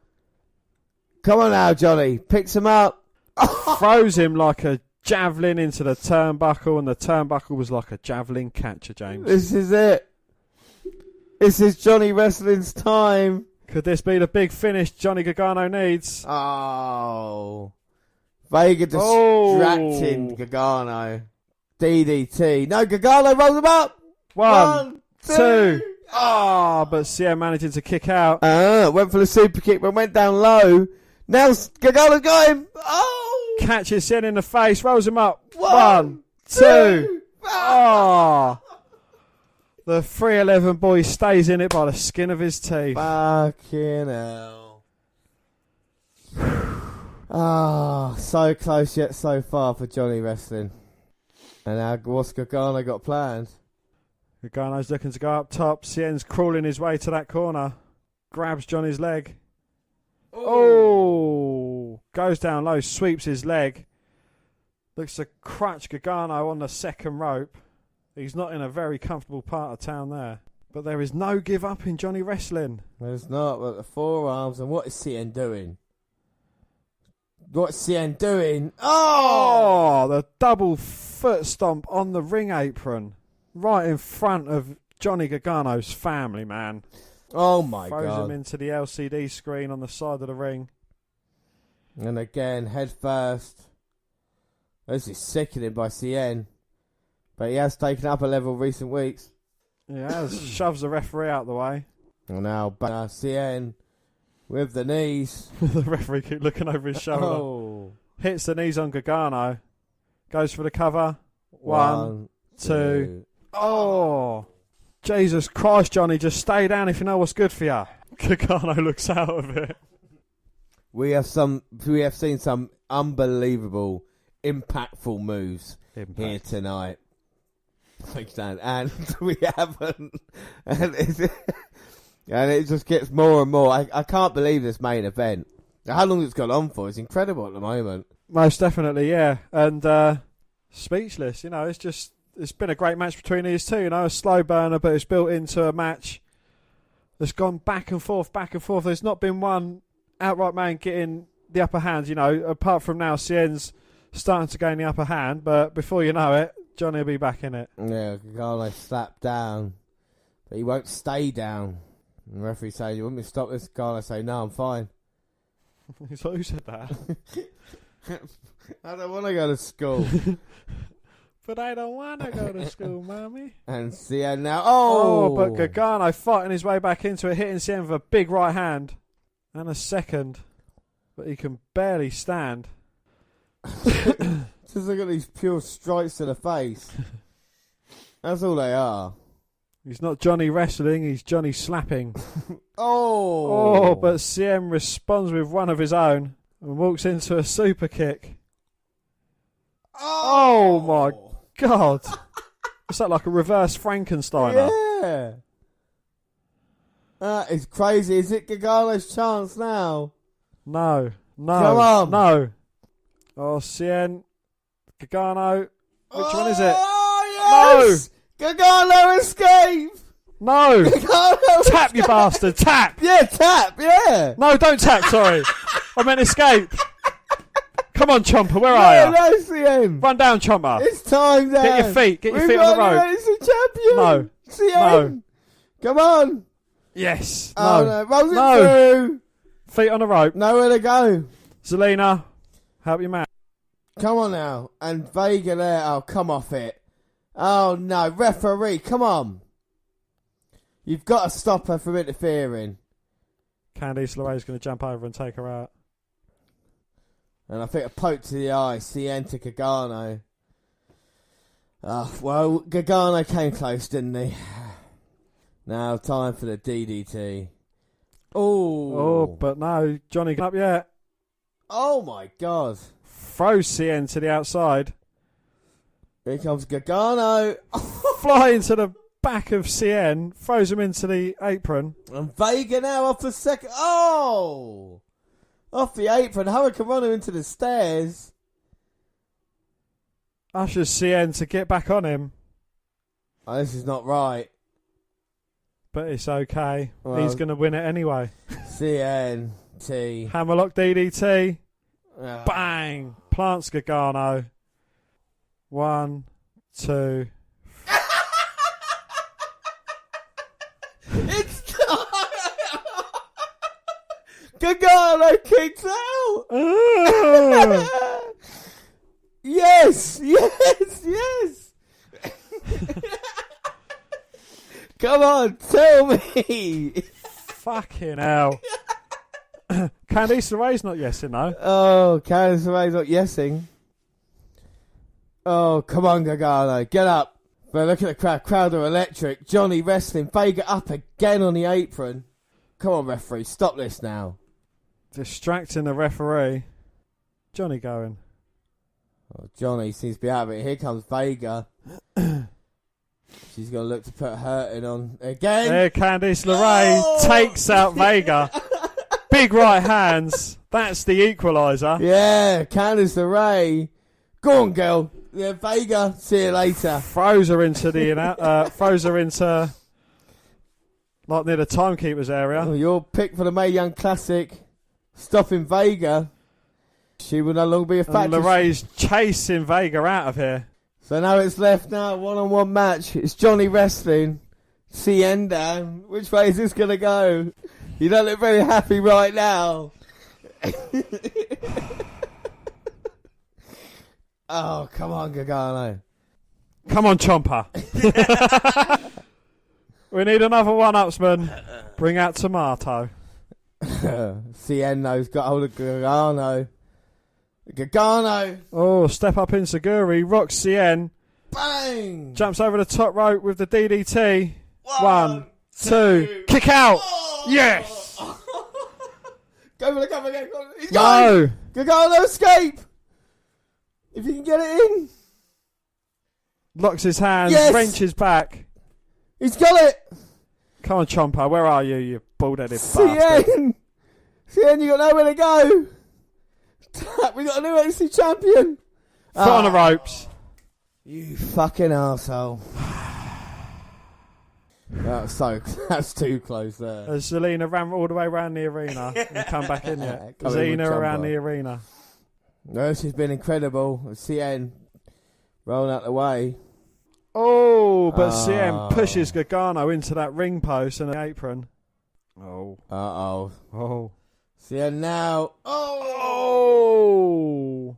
Shit. Running knees on Johnny Gargano's head. As his just his reaction as his head was against the ring post. Referee's asking Johnny Gargano if he's alright. Well, he's got off his eyes.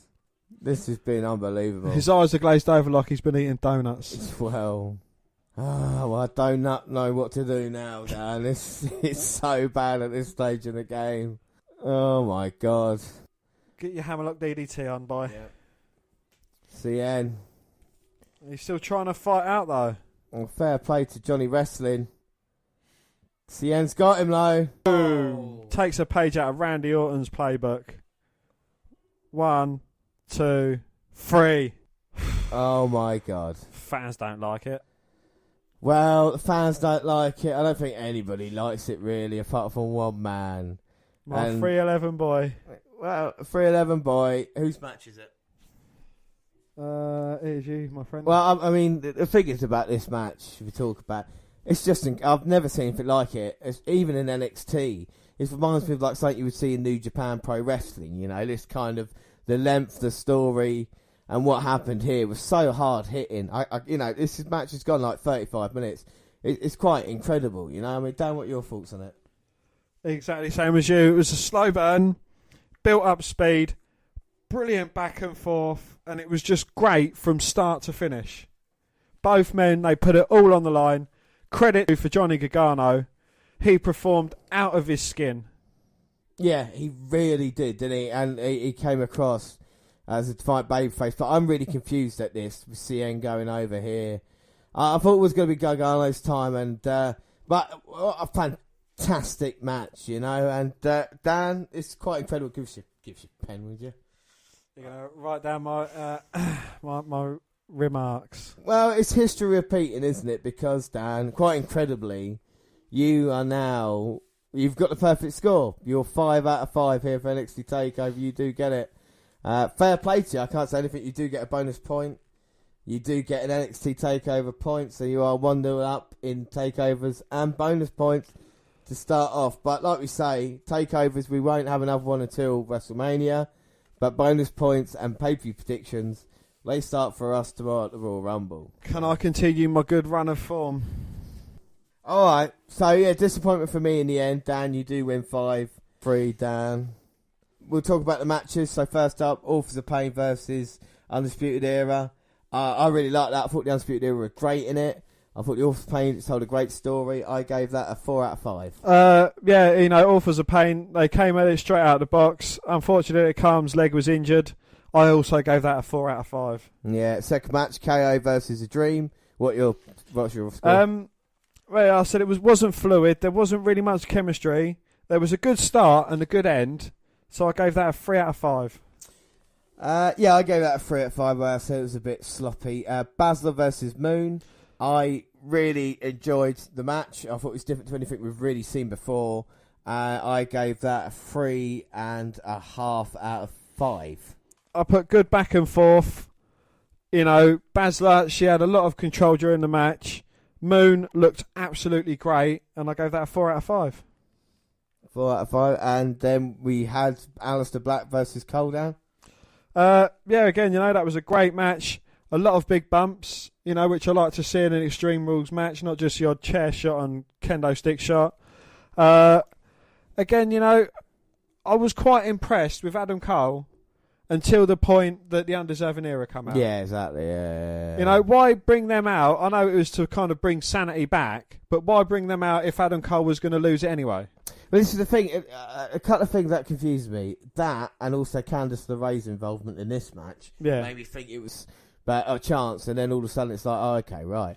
So that's what I'm annoyed with myself, that Black, Cole, CN and Gargano got the wrong way round. If I'd have thought CN was retaining, then I would have obviously gone Alister Black to win. But yeah.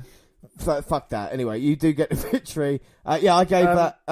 Black versus Cole, I gave that a 3 3/4 out of 5. Well, I was going to give that a 3.5 out of 5, but to see Sanity coming back and, you know, to try it, and they basically gave... Well, they didn't help Alister Black. They just prevented Adam Cole from getting helped. Yeah. So I gave that a 4 out of 5. 4 out of 5. Oh, that's your third 4 out of 5, isn't it? Yeah, it is. Yeah, and then finally, the main event, CN versus Gargano. I mean, I gave that straight out 5 out of 5. Yeah. Yeah, straight 5 out of 5. I don't know if it'd be difficult for a match to beat that this year now that we've seen this. Because of it. So, yeah, I think so. Fair enough then. So, both our match of the nights are called CN versus Gargano. Dan? With a potential match of the year candidate as well. Yeah, exactly. Already in January. It's crazy. What's your rating out of 10? A 9 out of 10. 9. I'm going to say 8 out of 10. Only because I do feel it's lacking something else, some star power to make it feel like a special. Like, we didn't really have an entrance that really stood out, did we? Like we've had before. Well, you know, you had the masked mariachis, you had Velveteen Dream coming out with his manservant and his woman servant with the mouth guard and that, you know. So there was kind of, I think that was probably the best bit out of the Velveteen Dream Cassius Ohno match. Well, exactly, and of course that let it down a little bit, and And also, just I think for me, it's just kind of the endings as well. You know, that's what I have to say. So I think for me, 8 out of 10. Daniel, 9 out of 10. We'll see what we give the Rumble tomorrow. We see Johnny Gargano in the ring getting. Actually, can I change mine to 8.5? 8.5. Yeah. Yeah, I think I don't want to blow my wad too soon on these NXT events. Well, there we go. Perfect score for Dan, and Gargano getting a standing ovation here from the crowd. Candice LeRae's come out to check on him. Oh, and Stephen Blinn, you scored the same as James, a 3 out of 5. Oh! And to add insult to injury, his former tag team partner's back, Tommaso Ciampa. And he might have a bad knee still, but he's just used that crutch to break it over Johnny Wrestler's back. And Dan, I think we have an early nomination for Johnny Gargano Award for Most Punishment taken in a match 2018. Write that down. After an incredible hellish match, look at his back. Well, we don't call it a Johnny Gargano Award. Why is for he nothing. the Black Heart? My God, Dan. I mean, this night's had everything now. I told you NXT takeovers have moments. Are you going to boost it up to 8.5? Ciampa. No, I'm not. NXT takeover. Anything else you want to add? No, it was a great event, and if takeovers go like that for the rest of the year, I'll be happy. Not just with the result, not just with the result, but you know, just with the fluidity of it. I would like to have seen a UK Championship match instead of the Velveteen Dream Cassius Ohno match. Yeah. But aside from that, a great strong card. And it just goes to show, you know, you don't need mega star power to pull off a great event. Yeah, but I still think you need that to kind of, you know, make a proper show a show. But like I said, it's been good tonight, and it's the first NXT takeover I can remember for a very long time to not have a title change on it. Oh, yeah. So no titles change hands. It's very weird that does happen. But like I say, they're building towards the future, aren't they? You know, look at Ember Moon, look at Alister Black. You're thinking there's the guys you're going to go forward with. The Undisputed Era in the tag team division are going to be a force as well. All right, so now we're going to finish off WNR141. We've just come off NXT Takeover. Dan, you got perfect score, 5-3. You must be happy about that. We've just seen a 5-star match, and we're going to catch up with NXT episode 433 from the 31st of January. Well, a video package of quick highlights from Saturday's takeover focuses on the last 3 matches before our usual theme song kicks in.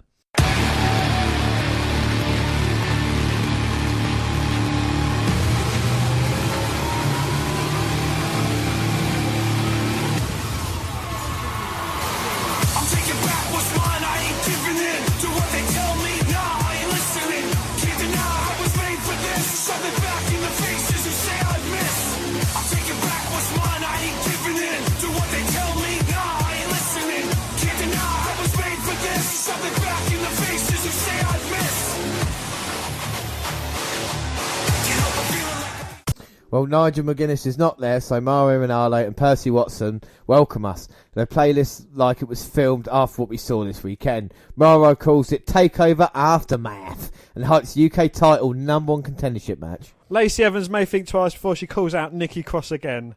Evans described the Sanity member as a classless psycho 2 weeks ago on NXT. And the crazed Cross, no time in getting her hands on Evans in their head-to-head match. Well, we're fans of Nikki Cross, and let's just see how she enters the match. Well, Sanity's twisted sister sprints down to the ring, wasting no time in getting into there, ready for a fight with Lacey Evans. Well, Nikki Cross is crazy. We've said it before, and she's here tonight to, like I say, put down Lacey Evans. She looks ready. She looks crazy. She got them crazy eyes. She's got those crazy eyes. Hoochie crazy. Hoochie's crazy, man. And maybe it's not a great idea for Lacey Evans to come out here and get us some of Nikki Cross. I mean, Nikki Cross has got to be considered a major contender. Major contender. For the women's title, isn't she? And Lacey Evans, she's strutting down there in what looks like a sailor's outfit, a female sailor's outfit. Well, we have seen Lacey Evans before. She has looked impressive in the Mae Young Classic. On the Mae Young Classic, we've seen her before, don't forget. So she has had a couple of victories to her name. And she's out now to go. Try and prove herself in NXT. Like I say, we know Nikki Cross, deserves another opportunity at the women's title. Can Lacey Evans show that she belongs in the new women's division? We've seen Shayna Baszler debut. We've got Ember Moon's now the champion. We know all about the iconic duo. So it's time for new women to step up. Do it here tonight. That's another question. She's got to go against Nikki Cross. There we go. Nikki Cross straight out the blocks with a flying crossbody, and she's looking to go to town on Lacey Evans. Oh, but fair play to Evans knocking Cross to the outside. But Cross recovers quickly, traps Evans in the ring apron hoarding, and she's just punching away at Evans. I think she's going to get disqualified if the referee can't pull her off. Well, referee does manage to get her away. I think that was more about Nikki Cross getting free from that, but I'll tell you what, Nikki Cross looks fantastic tonight. Well, she's certainly got some anger issues. Yes. I had her down as a surprise entry in the Royal Rumble. Unfortunately, she wasn't there. No, I think she was, though. She would have made a huge impact and she looked to put Lacey Evans away. Oh. Lacey Evans there sweeps Cross's feet from underneath her. Plants her on the deck, goes for recover, but Cross kicks out after one. And again trying it, and again a 1 count. 1. And it seems Nikki Cross enjoys the punishment being dished out to her. What should you like this then? Kind of. Well, James, Nikki Cross looks like she's smirking. Well, Dan, you can't smirk in arenas anymore, you know that? Can Lacey Evans put out Nikki Cross, though? But Nikki Cross, again, she seems happy with the assault that Evans is giving her. Oh, Bronco Buster there, hitting the mark. Well, Lacey Evans is having more in this match than I thought she would, especially after the start of it. Indeed, yes. But Evans, she's spending too long posing as she goes for a second rope moonsault, but Nikki Cross had enough time to roll in and out the way. And now she's got that crazed demonic look in her eye, slapping some sense into herself. And the fans, to their credit, go behind Nikki Cross. She screams. Oh, and runs right through Evans. Takes her down. Just sweeps her legs out and just punching away at Evans' head. And she's just mental, slapping herself against Evans. And that will do it. Swinging Fisherman neck breaker for the victory. I mean, how impressive is Nikki Cross, Dan? Very. I think she was just baiting Evans in, seeing what she had to offer. And Nikki Cross, she just psyched herself up, pulled the victory out of nowhere. And I think it's quite of a squash match for Cross. And she's just laughing at her fallen victor. I think Cross is disappointed if she goes out there and doesn't get beaten up, you know. And I don't think she's finished yet. Cross wants a bit more, but the referee's trying to hold her back.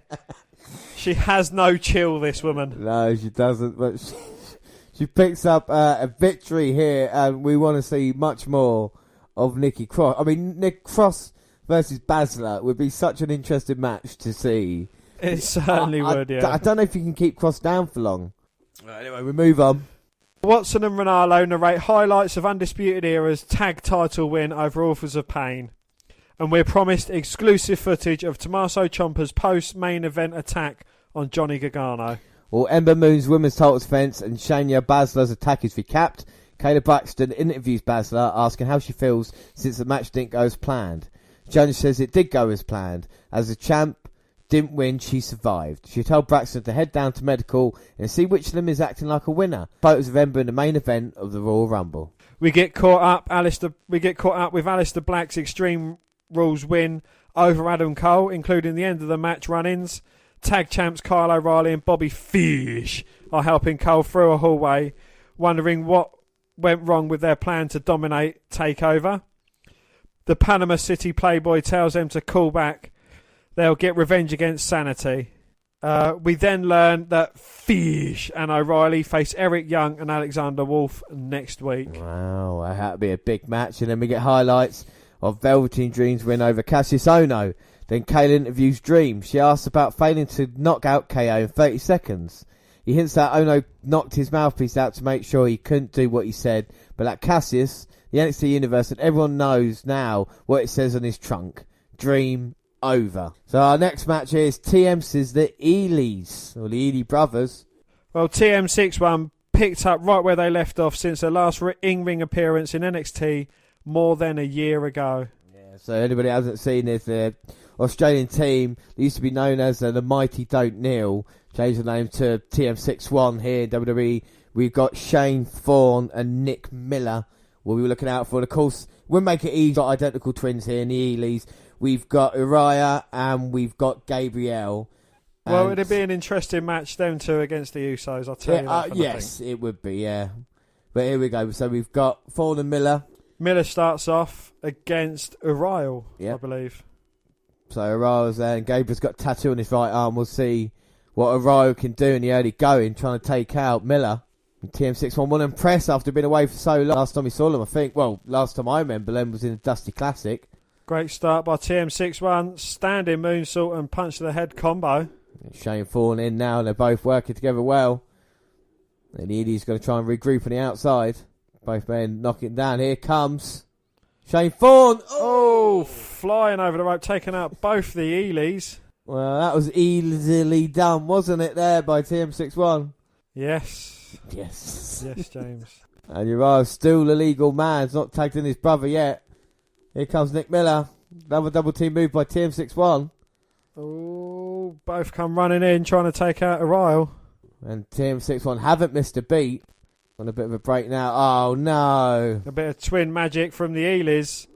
Big boot from Gabriel to Miller. Well, Gabriel is the guardian angel here in this match at the moment, isn't he? As he takes out Miller. And what a huge victory would be for the Ely brothers looking to make their way into the NXT Tag Team division. It doesn't make any sense of tagged now, but they're swapped. Oh, Gabriel and Uriah. Oh, they take out Thorne, and they're going to both try and double team Miller as they slam him down to the mat and go for a cover. That's a bit of an anticlimax move. move. I thought it was going to be something else, but kick out at one. One. And now Nick Miller trying to recover from this. Uriah comes running in. Oh, runs into a boot from Miller, and he fights off Gabriel. And now he's finally got some separation, as he know. Ely brothers stopping this. Oh! But Miller comes running to Thorne. He should team up with Kevin. And now Thorne taking both men down. Oh, recovered from his injury. He's back better than ever now. Ely brothers in the corner. And Thorne taking out the pair of them. Oh, it's like a high-flying cannonball. Oh, but the Ely brother won't be stopped, but gets caught again by Thorne. Lovely suplex there. They keep chopping and changing, but that doesn't break TM61's stride. That is a beautiful moonsault there by Nick Miller. And Uriah to break up the pinfall attempt, I think. Gets drop kicked out by Shane Thorne. And TM61 looks set to finish this. It's like a crucifix powerbomb there between the two. Finish off the Ely brothers, and a brilliant, impressive performance from TM61. Yep, that is called the Thunder Valley there by TM61. And like you said, that's sorry to interrupt you, but very, very impressive. What do you think of the match? It was quite a squash match, actually. I thought the Elys would have been a bit better than that, to be honest. You know, they seem like like a mild version of Authors of Pain. Yeah, exactly. Yeah. Oh, a 3-team tag match, Authors of Pain versus the Elys versus the Usos. Yeah, but this should have been more about... I think this is more about TM61. They came back, they look impressive. Let's see what they've got planned for them. Of course, been out for a year. I'm sure whatever they've got is going to be the right thing to do. Well, Tyler Bate warms up backstage, and Chrissy St. Cloud interviews TM61, who again say what WWE fans have seen isn't the real them, because they are the mighty and they don't kneel. Does that mean they're going to go back to the original name now as TMDK? Who knows? Well, 311 boys CN's epic win over Gargano gets an extended package, like mine, including the clip of an emotionless chumper dragging his crutch out of Wells Fargo Centre while reporters tried to ask him questions about why he did what he did and what his status is in the WWE. Well, we're also reminded of Almas's 30-minute run in the Rumble and elimination of Kofi Kingston. Kathy Kelly interviews Zelina Vega and the champ. She says this was her plan all along. Cien says it's only the beginning, and they laugh about how Johnny Wrestling was watching at home. Do you know, I've still got a massive problem about the ending of NXT Takeover. Not the fact, Dan, that you won. I haven't got a problem with that. I don't mind, but I should have got the victory just because it made more sense storyline wise. You've got to agree with that, haven't you? No. Oh, because I wouldn't have got a perfect score. Oh. It's not about you. Just thinking, Johnny Gargano deserved that redemption at Takeover, didn't he? I think both men pulled out a great match. And, you know, regardless of the result, it was a brilliant match from end to end. Yeah, all right. No, okay, I agree with that.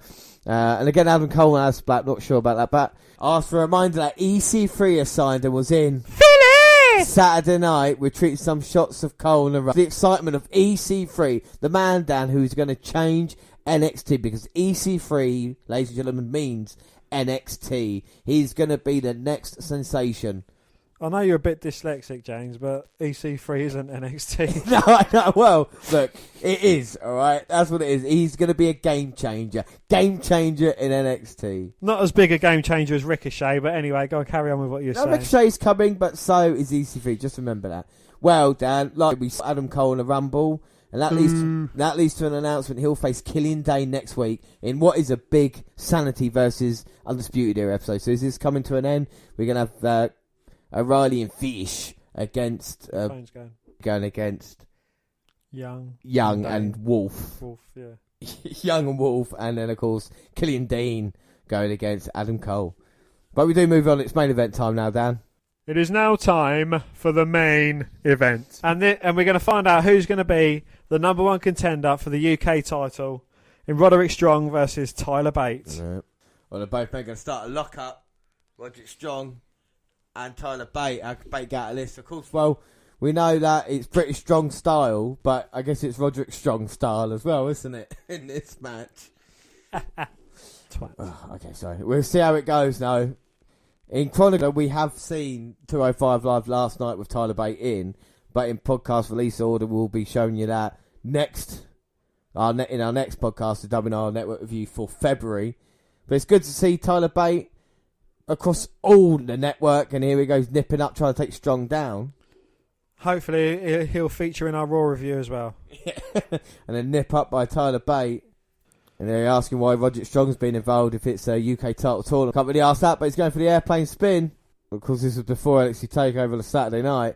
Strong throws Bate onto the apron, but catches him, picks him up. What a backbreaker that was. Calls himself the Messiah of the backbreaker. Strong backs him up now with the chops. We did see Pete Dunne beating Johnny Gargano for the NXT title, so there have been other guys apart from the British superstars fighting for the championship. Is that a good thing or a bad thing, Dan? It's an alright thing.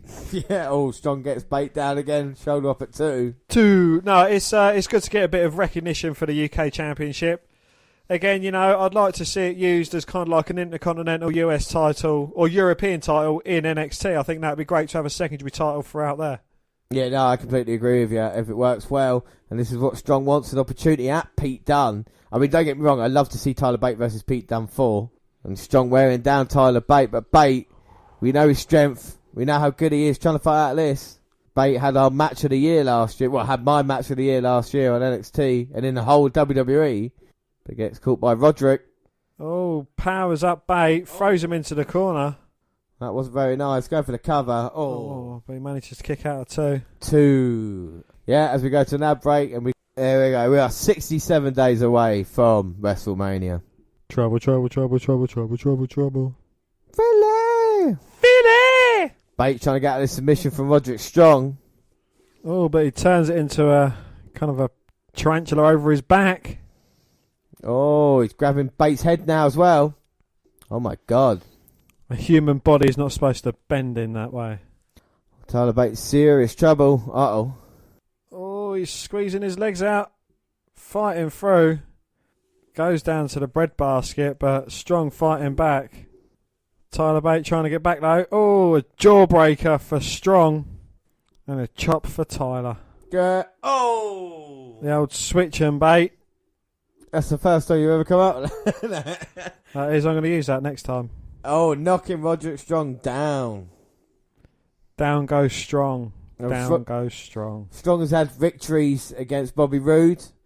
And of course, don't forget, he took Drew McIntyre to the limit. I mean, Tyler Bate here, if he had a victory against Strong, would propel him up the NXT ladder as well. Maybe be considered in the future as he hits a big boot on Strong.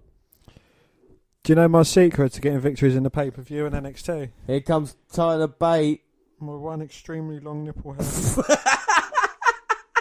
That is so weird.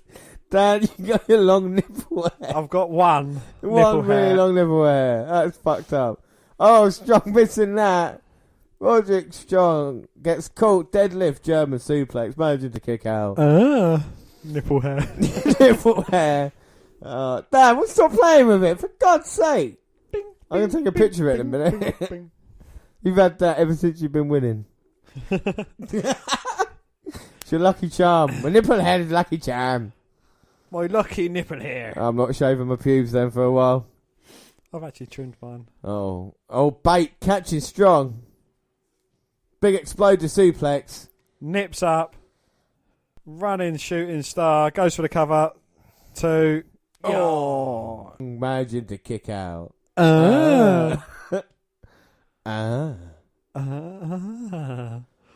Tyler Bates upgraded to some wrist tape. Tyler Bate, wrist tape.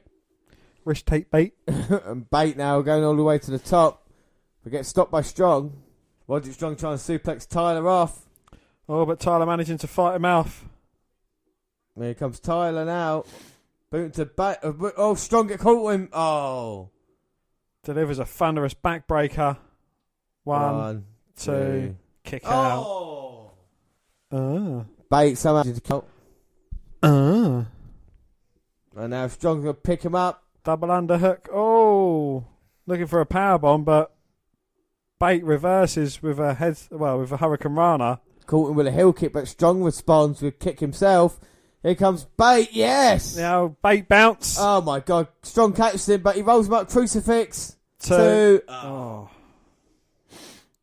Strong goes for the knee. Bate again, using the ropes. Yeah. Turns him in. Lovely clothesline.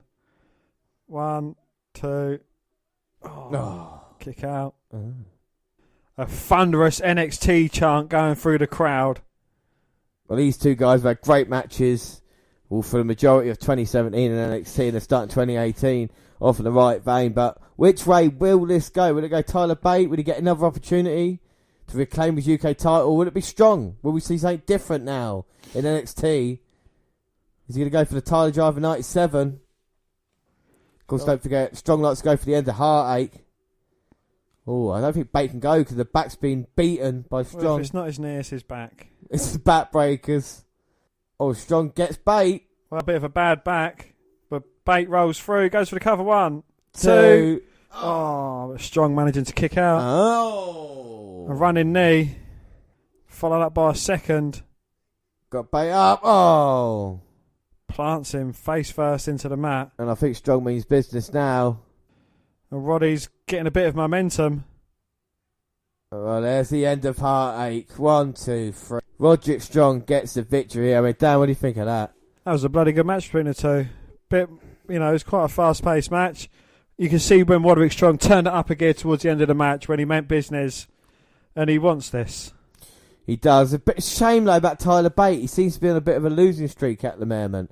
I know the only thing I think is on his side is, well, A, how talented he is, and B, how young he is as well. And, hopefully he has plenty of opportunities. But another good match between the two. But, yeah, it was over too quickly, wasn't it, really? It was, yeah. It could have gone on for another 20, 30 minutes and I'd have been happy. Yeah, but, oh, my God, we're just seeing the finish again. Bate folded up like the accordion. But, Dan, I mean, final thoughts on NXT then, NXT Takeover, and the weekend that was, because this is going to be our last podcast focusing on our live weekend, everything we had. So, Dan, what are your final thoughts on it? It was a tremendous weekend of wrestling. I hope it's a sign of things to come for the rest of 2018. We've seen some great matches, a match of the year contender already, and it's only bloody January. If they can keep that up all year long, I'll be one very happy podcaster. Yeah, and I'll tell you what else we can keep up as well. The fantastic support we've had from the WNR universe. From the WNR universe, everybody's here. That's been, your support here. Thank you very much for listening along. Of course, we couldn't do it without you. It's been our biggest weekend ever, and we plan to break it at WrestleMania. So there's the hopes. Don't forget, our next podcast is the WNR143, and it's a WWE Network review for February. We'll be looking at 205 Live, the Mixed Match Challenge. Of course, we'll have NXT update and lots more latest news and everything else that we do there. But that's it. If you want to contact us, we're on Twitter at WWE Network review. At Vince McDan, WWE. I'm at J_Rollins. We've also got a friend on Twitter. Yes, we've got Mini Chris Benoit, and he's just trying to make the world a better place, and you can follow him at Mini Chris Benoit. Across the Google platforms, Google Plus, send us an email to WNR podcast@gmail.com. We're also on Facebook. Yes, Facebook. You can come and find our page and give us a like with a WWE Network Review podcast, or you can come and find me and add me as a friend. I am Vince McDan. Subscribe to our YouTube channel, WWE Network Review. We've got clips going up daily, and you podcasts go at the same time. We do other places like SoundCloud. On your phone. Our live weekend will be on Spreaker Radio, Stitcher Radio, and iTunes, where you can download, subscribe, rate, and review there. But that is it. Thanks for joining us for the entire weekend. Thanks for listening to us now. Thanks for continuing the journey with us. It's been a pleasure, and we continue to keep doing more and more and more stuff like this. I have been James Rowlands, and as always, I was joined by Dan White. Bye. Bye.